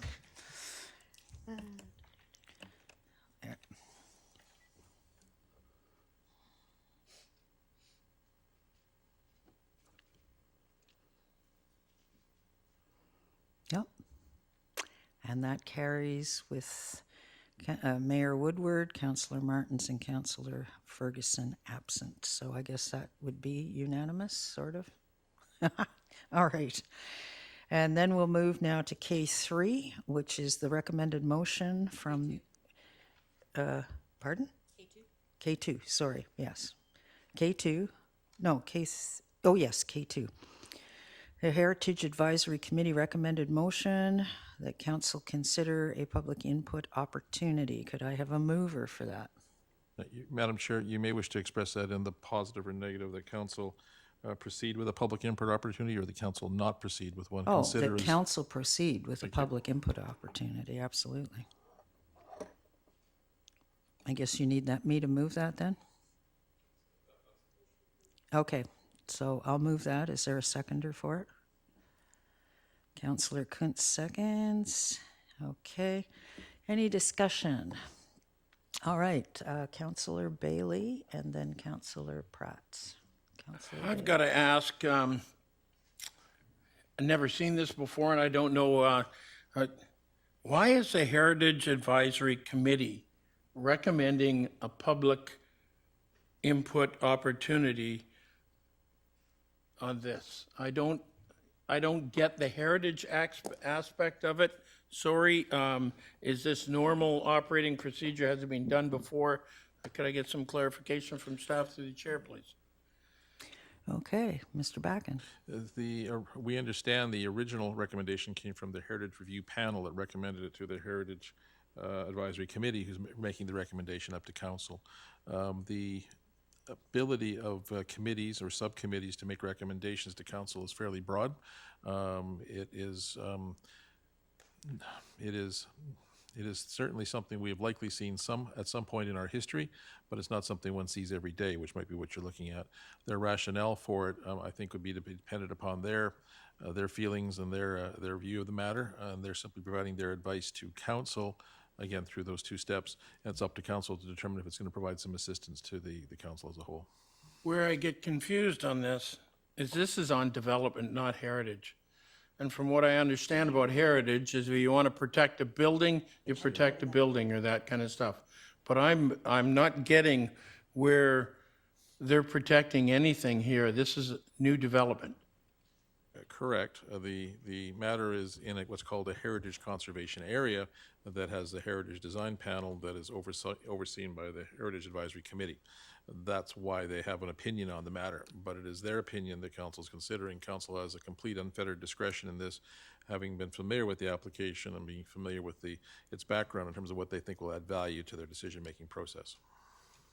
So they're making a recommendation to the committee, the advisory committee they report to, and the advisory committee is saying council has the right to ask for this as well.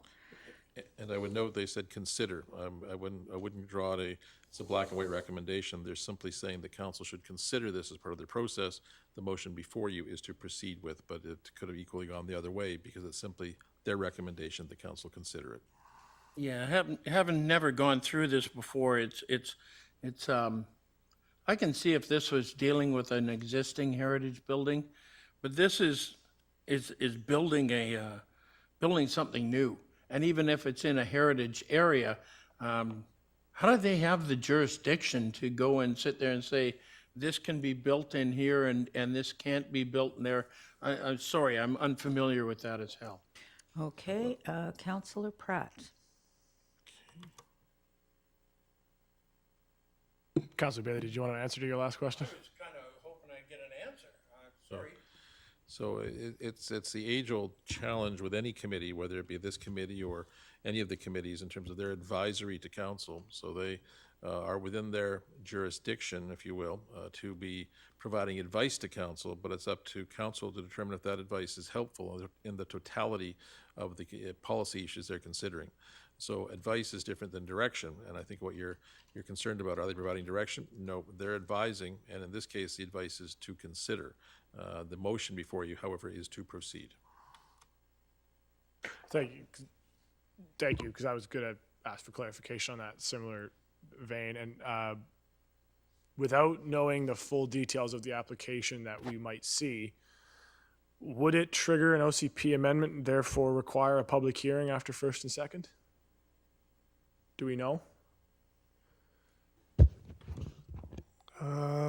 Through the chair to Councillor Pratt, no.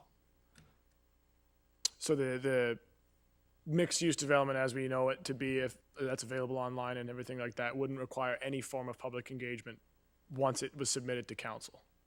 So again, depending upon the specifics of the application, so if there was a variance, for example, as to height, which we've seen in the past, that would trigger it. But if one were to actually design a structure that fit within the compartmentalization of the bylaw itself, of the Fort Langley Community Plan, then that would not in itself trigger it, but there may be other things that could, as I use the example of the variance. And it's Mr. Richardson's and my understanding that the nature of this, as we've seen it to date, would not trigger that necessarily. And that is something that depends very much on how the application, or if the application proceeds. Okay, that is an interesting one, because obviously there's certain applications, and we've dealt with some of them today, that theoretically meet the guidelines of, the OCP, the RGS, don't require amendments, but conveniently will put forward a public engagement process on those, but not others. Obviously, and again, lots of history to catch up on, and I've been doing my best to do so. With here, it's an interesting one because it's been available for people to see for a while, as I understand. It's gone through a few rounds. We know the feedback that it's received, and I'm assuming if it was going to come back and it was following the prescribed guidelines, that would mean it's probably responded to a bunch of public feedback that it's received already. So yeah, I am a little bit torn on this, but I'm assuming there'll be some other questions or queries on this, so I'll wait to make my decision as well. Okay. Councillor Kunst. Yeah, so it's interesting. It was this council that actually voted on who actually sits on these committees. The Heritage Advisory and the Heritage Advisory Committee received recommendations. We know that Fort Langley, they're very passionate about their community. It is a heritage conservation area. And I just think, why not hear from the public about this? So I guess I would be in favor of this. But I mean, we've asked for them today. We just did that a few agenda items ago, where we want the public to have an opportunity to have their say. And I think that Fort Langley would appreciate that opportunity as well. Okay, Councillor Bailey. So I'm wondering why there's no information on this. I'm looking in here, there's K1 and there's no K2. And I'm blind as hell on it. I don't know, I'm looking at what's going on and I'm smelling something that I don't like. And I would really appreciate, at very least, defer this until I can get some more information on this and find out what's going on behind the scenes. Thank you. Did you want to make that deferral motion? You want to have it to, okay. I'll come back to you then, Councillor Bailey. Councillor Pratt. I think my voice carries well enough. I think another question I would have in this regard is that there's two other applications also in heritage conservation areas that are coming out of this committee that are not, or have not been referred to us to consider a public input opportunity for. And again, if you make both sides angry, you're probably doing something wrong. But if I feel like there is a double standard there, but also I can understand why this specific application might be targeted for another round of public input. So I'd probably echo Councillor Bailey's concerns there, and I wouldn't mind another few days to kind of mull this over. Okay. Madam Chair, just to clarify one of the questions, which was, this is a recommendation coming from the committee itself, or from the subcommittee to the committee, and it's contained in its minutes. So on page 2? It would be item K1, page 2, 3, and 4. includes the information from the Heritage Advisory Panel. That's all we have to go on in terms of their minutes, because they're an independent body that staff support but do not have a seat on. And in the case at hand then, just so we're very clear, the motion made by Councillor Richter and seconded by Councillor Kunst was that Council proceed with a public input opportunity for the Glover Mary Church development in Fort Langley. And as was stated, that was distinct from other applications which are not having that advice. Now, what the underlying root cause of that is all we know is that is their opinion in terms of the council consider, emphasis on the consider what they want to do with it, not that we should or shouldn't, simply the council turn their mind to it. Mr. Backen, do we know when the application is coming forward to council? Mr. Richardson, subject to what happens here, do we have a timeline? The application would take its natural course after it would go to the Heritage Committee, and subject to this evening, staff would finalize a report and advance it to council as part of its natural course. So that could happen as soon as prior to council's recess. Okay, so that means if we ask them to have one, they have to have one before it comes to council then? To the chair, that's correct. Okay. Councillor Kunst? So can we defer this until people have a chance to see the plans? Is that what we're talking about? Again, the application has been through some level of public input, some public process. This is kind of at the end of that. Not that it can't be done what you're suggesting. It's just going back to the committees for their fast look, and they're saying you may wish to consider doing this again. I would suspect that's because, I don't know this, but I would suspect it's because there's not unanimity on the committee or the subcommittee itself. Right. Now, I sit on the Heritage Advisory Committee, and I can tell you that it's very thoughtful. People are very thoughtful about what comes across the table. So I don't know what you're smelling, Councillor Bailey, but it's not, I think this isn't public information that people want to be able to respond to something that they see happening in their community. And I think the Heritage Advisory Committee members are just doing their job. Okay. Any other? Okay, Councillor Bailey. When I see other requests coming forward and this not being applied, I go, why? And let's not beat around the bush that the history around this kind of thing has got an awful lot of controversy prior to this application. So I would really appreciate time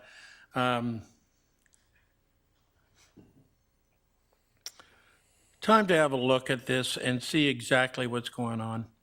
I didn't have the opportunity of sitting on the Heritage Advisory Committee, and I'd sure like to find out why they're making this singular recommendation rather than the other two. Councillor Van Popta. I was elected to help speed up development, not hold it back. In this case, there has been opportunity, and this is just an additional piece. And so for that reason, I won't be supporting public input. Again, sorry. Okay. Are there any other comments, questions, motions that you'd like to make? If not, I will call the question on the council provide a public input opportunity.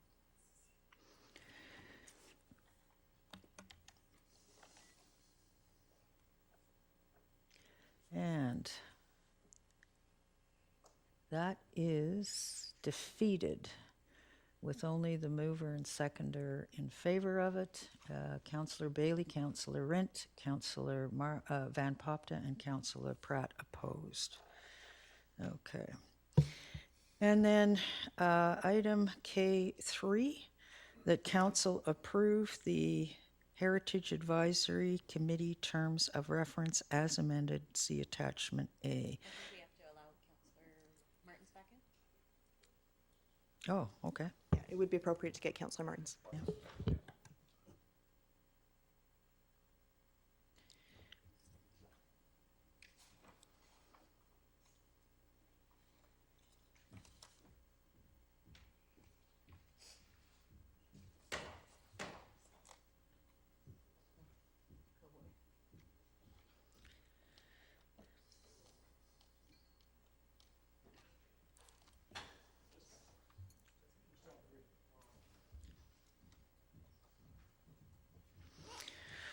Okay, so we have K3 on the table, which is approving the Heritage Advisory Committee terms of reference. Is there a mover and a seconder?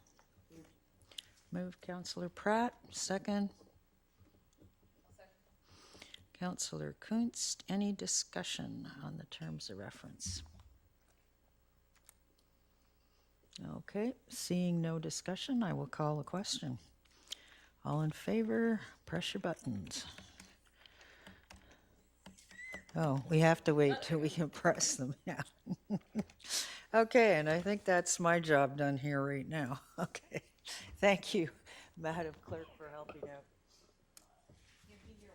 And that was Councillor Rentpost.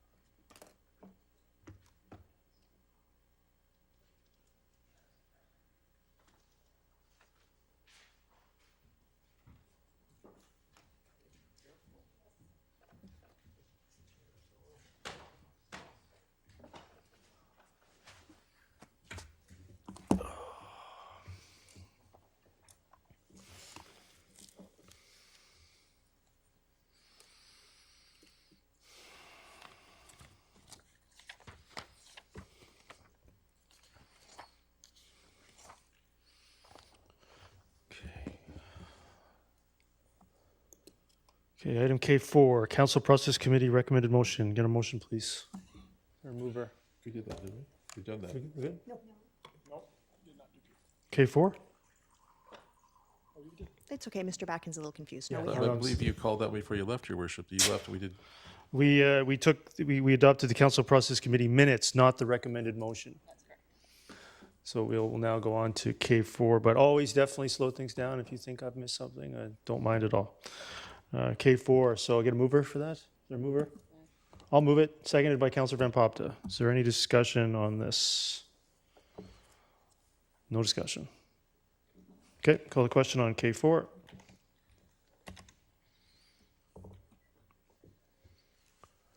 K4 fails on a tie vote with Councillor Richter, Councillor Bailey, Councillor Rent, and Councillor Martins opposed. Move on to here, Mayor and Council report. I'll have one here by the summer break. Is there anyone else who wishes to make a council report? And anyone who wishes to make a Metro Vancouver Regional Committee report? Yes. Councillor Van Popta, go ahead. I just have a couple slides, and Ms. Bauer is going to put that up. At the end of May, the Metro Water Committee, or GVRD Water Committee, went to the Seymour Capilano Dam and water filtration plant. We had backdoor access and tour, and it was super informative, super cool. And just wanted to show you a couple little slides of our water infrastructure that comes out of our tap. And especially, you know, now in Fort Lang, we have that water coming out of our taps. So I'll just wait till the slides come up. Oh, sorry, I don't see it. Hold on here. There we go. So the first, this is looking at the watershed. And the first thing that I learned is literally that our region is one of the only regions across Canada that has a secured water source. So there's no public access. There's no boats, there's no people, there's nothing, there's no fishing. It's completely secured, which helps with maintaining the cleanliness of our water and, you know, the extra filtration that would be required if it was public access. This is just some of the features. They did $40 million worth of seismic upgrades over the last couple of years to the highest standard of the biggest earthquake that could be for planned, you know, known as the big one. If we're going to have an earthquake, you actually want to be standing on this dam. That's how secure it is. There's on-site turbines to generate its own power for the dam, which is pretty cool.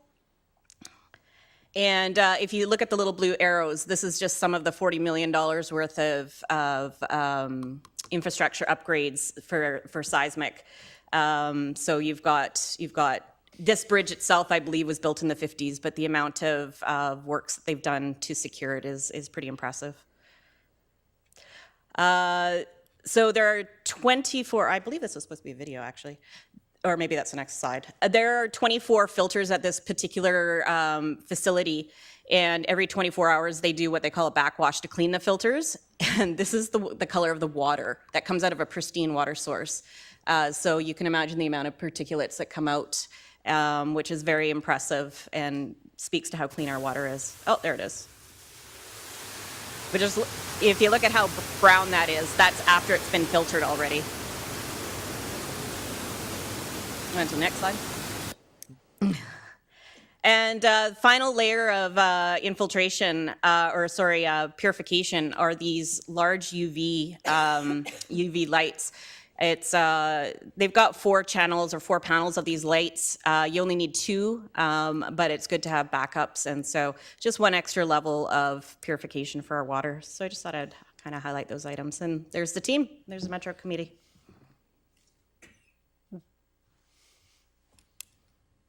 Thanks. Yeah. Councillor Martins. Thank you. Just really quickly wanted to mention last week I attended the inaugural meeting for the Ecom Board of Directors, and I was appointed as well to the Ecom Transformation Oversight Task Force, which is super interesting because it's all about the onset of the NG 911 technology and the changes they're going to need to make to the actual radio systems across the Lower Mainland for that CRTC mandated technology. So it's nice to be part of those conversations and know what's going on because it does affect us. The reason we're on the Ecom board at all, some people aren't aware. I wasn't actually. While we do not have our dispatch for fire or police through Ecom, the Township of Langley has shares in that organization. So it's important that we be part of those conversations. Yeah, great. Thank you. Items for prior meetings. N1, North Williams Sanitary Lift Station. I'm going to move this. Is there a seconder to that? Seconded by Councillor Rent. So I'm going to move a referral. If anyone wants to ask or speak to it, you can, but I'm going to move a referral back to staff to be reconsidered as part of the potential update to the Williams Neighborhood Plan. So I'll move that referral, seconded by Councillor Van Popta. Is there any discussion on that referral back to staff? Seeing none, call the question on N1.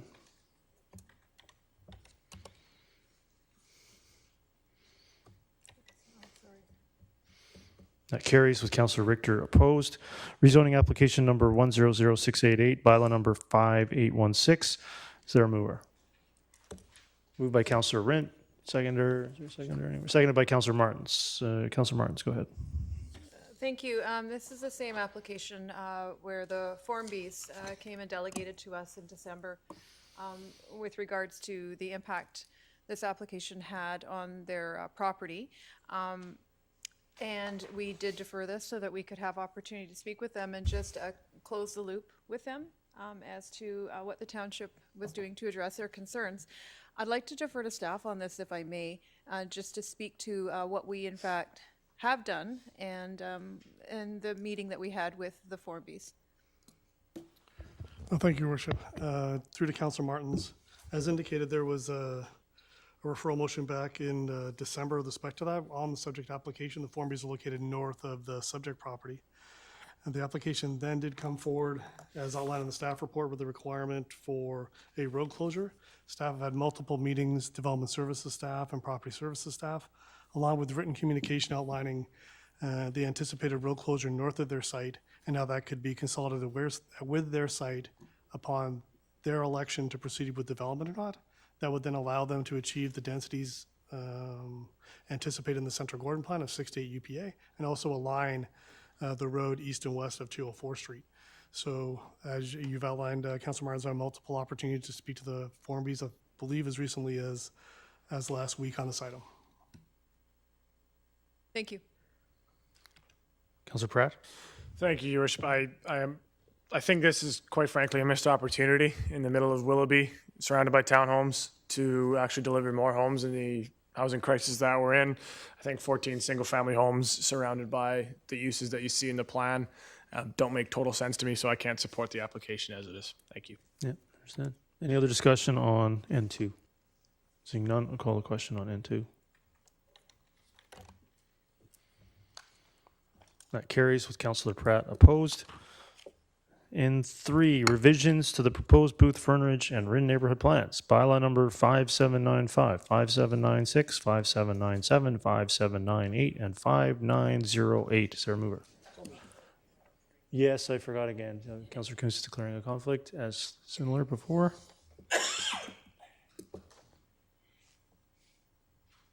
It's a move by Councillor Rint. Is there a seconder? Seconded by Councillor Pratt.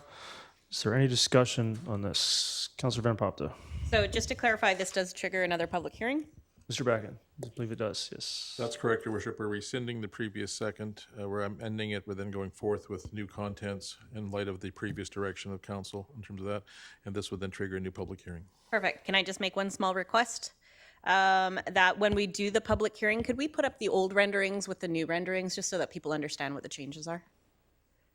Mr. Bracken, I believe on the notification, can you also have staff include some kind of a link to the web page specific to this so they can see the history and the latest evolution of this particular version that's going to the public hearing? I'm assuming that would happen anyway, but if you could just double check and make sure. Thanks. Councillor Richter? Yeah, I just want to say I support very much taking this to another public hearing. I don't necessarily support what's come back here, so I'll be voting opposed to it, but I'll be listening with great anticipation to what the public has to say about this. So you're opposed to it before hearing from the public? Beg your pardon? You're opposed to it before hearing from the public. I just want to clarify. Yes. Okay, great. I am. Great. So we'll carry on. Call the question on N3.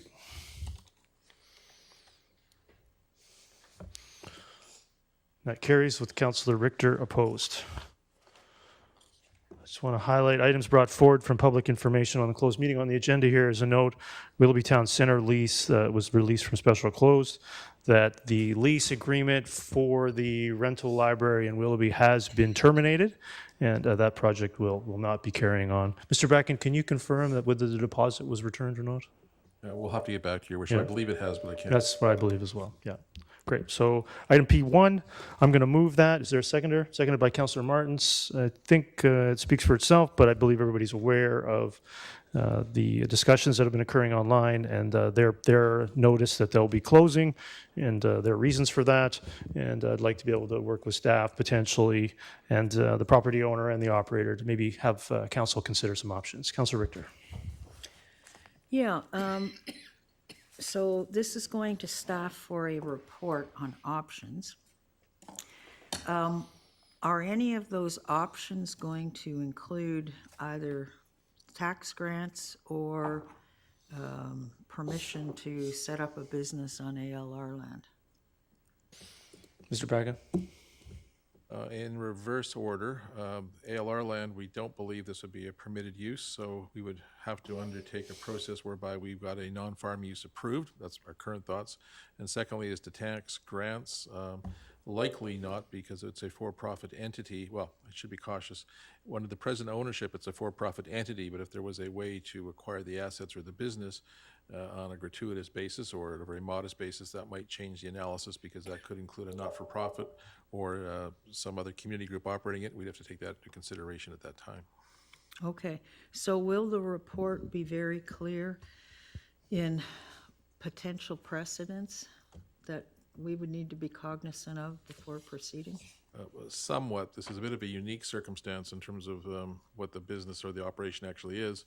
Having said that, though, we are trying to turn our minds to if there's any appropriate locations. We believe the primary challenge here is the value of the land upon which the program is situate, and that is why effectively I think they're running into trouble. So we're looking beyond current horizons to try to see if there's some other options, and with this direction we can then proceed to try to firm some of those up. Okay, so I just want to make sure that we're not going to be setting any precedents here for one particular business that we might end up having to carry through for all businesses. That part we can safeguard, because ultimately it's up to the council to determine what the, I guess the event is, if you will. I'm calling it an event, but we're not in the business of running these sorts of operations. So it's really the social or community value of the institution itself that we're trying to preserve, and what that would look like at this point where we're not certain. Okay, but it doesn't, I'm a little concerned about the phraseology there. It doesn't include us actually running the drive-through, or the drive-in, does it? We can't rule anything out, but that would not be the direction we'd ideally go in, because that has a whole different, I guess, cost basis to it. So it's something I think we would probably consider further, but I don't think economically that would be the wise way to go. But again, that will ultimately be up to council. Okay, thank you. Thank you. I think I appreciate this. If this has support, to just again look at some options. I did meet with the operators. They were gracious enough to come down. I learned a little bit about them and their business and how long they've been operating it. And they provided some information in regards to who's using it. And right now, 16.8% of their customer base is Langley Aldergrove. That means over 80% comes from the region, from Abbotsford to Vancouver, to Chilliwack, and even as far away as Vancouver Island. So to me, this sort of stands out as a great, unique destination for Aldergrove, and merits some special consideration within the bounds of not setting a precedent of helping business, or, there's nothing we can do about property taxes. But really, I think this business stands out in terms of how it's valued and the role it plays with tourism to the Aldergrove area. So I think those numbers speak for themselves. And I look forward to Mr. Backen and Mr. Winslade potentially coming back with some options for council to consider, with no decisions being made until that time. And I think it's really stands out as something that we need to do for Aldergrove, and on all of the people that have expressed how much they care and value this as a part of Langley. So I certainly want to do this, and I, hopefully the only precedent it sets is that we care and we get things done. So with that, I'll call the question on P1.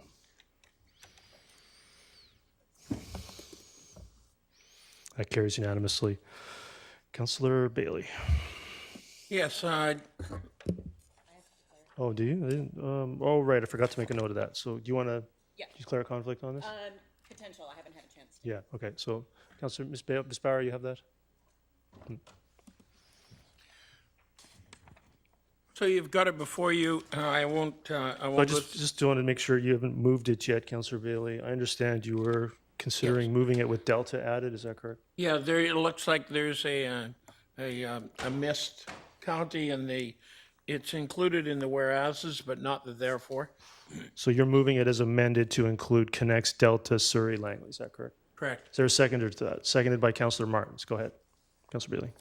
Yeah, I look at this, and I had the opportunity to listen to a presentation, and while I'm old, I'm not old enough to have ridden on the Interurban, but you heard the people, the generation before us, how much they valued it.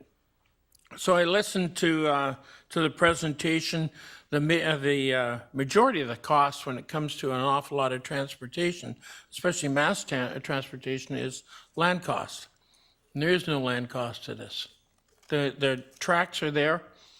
They're still being used in different capacities. There's a lot of things that have to occur to get this going. But I am tired of watching the north side of the river get all the transportation notice. You've got a gondola going up to SFU before we get any kind of decent transportation that connects the south side. And that's what this does, is it connects Chilliwack right through to the river in Surrey. One of the knocks is, well, it doesn't go near major urban centers. Perfect. I think what is needed is, while it's not going to be high speed, because the rails won't take high speed from what it sounds like, if I'm going to spend an hour and a half in traffic coming from Chilliwack to Surrey, which is very easily accomplished nowadays, I'd rather do that sitting on a train, being able to maybe have a cup of tea and read and not have the stress associated with it. Taking this forward to UBCM will begin the discussion, and this will take a long time to flesh this out. It will be painful, but I've never shied away from being painful or other things. And I think this is something that we've got to initiate some creative transportation alternatives to the province and to Metro also, about saying, you know what, we count on the south side here. The north side's getting all this stuff. They're going to UBC and they're in Vancouver. Pretty, you know, you look at the population where it's growing the fastest, Surrey and Langley. Okay, and it's edging out now. Chilliwack used to be a steal. Now it's not. Okay, Abbotsford. To connect these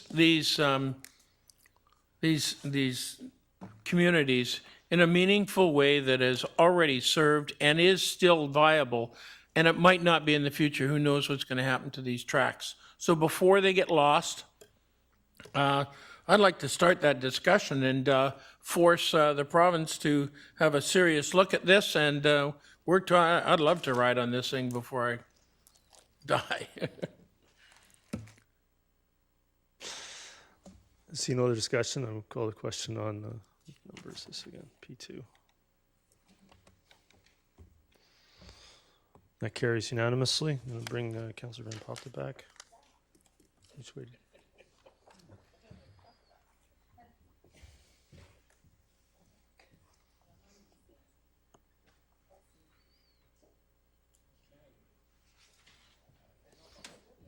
Councillor Kuntz, any other business? Yeah, I just wanted to mention that we got a letter in our, I was just trying to look where it is, from Fraser Health, commending us on our recent cannabis deliberations. So it kind of, I wanted to ask about the vape policy that we had considered, and wondering if through your worship to staff, if we know where that is, where that's at. Mr. Bracken?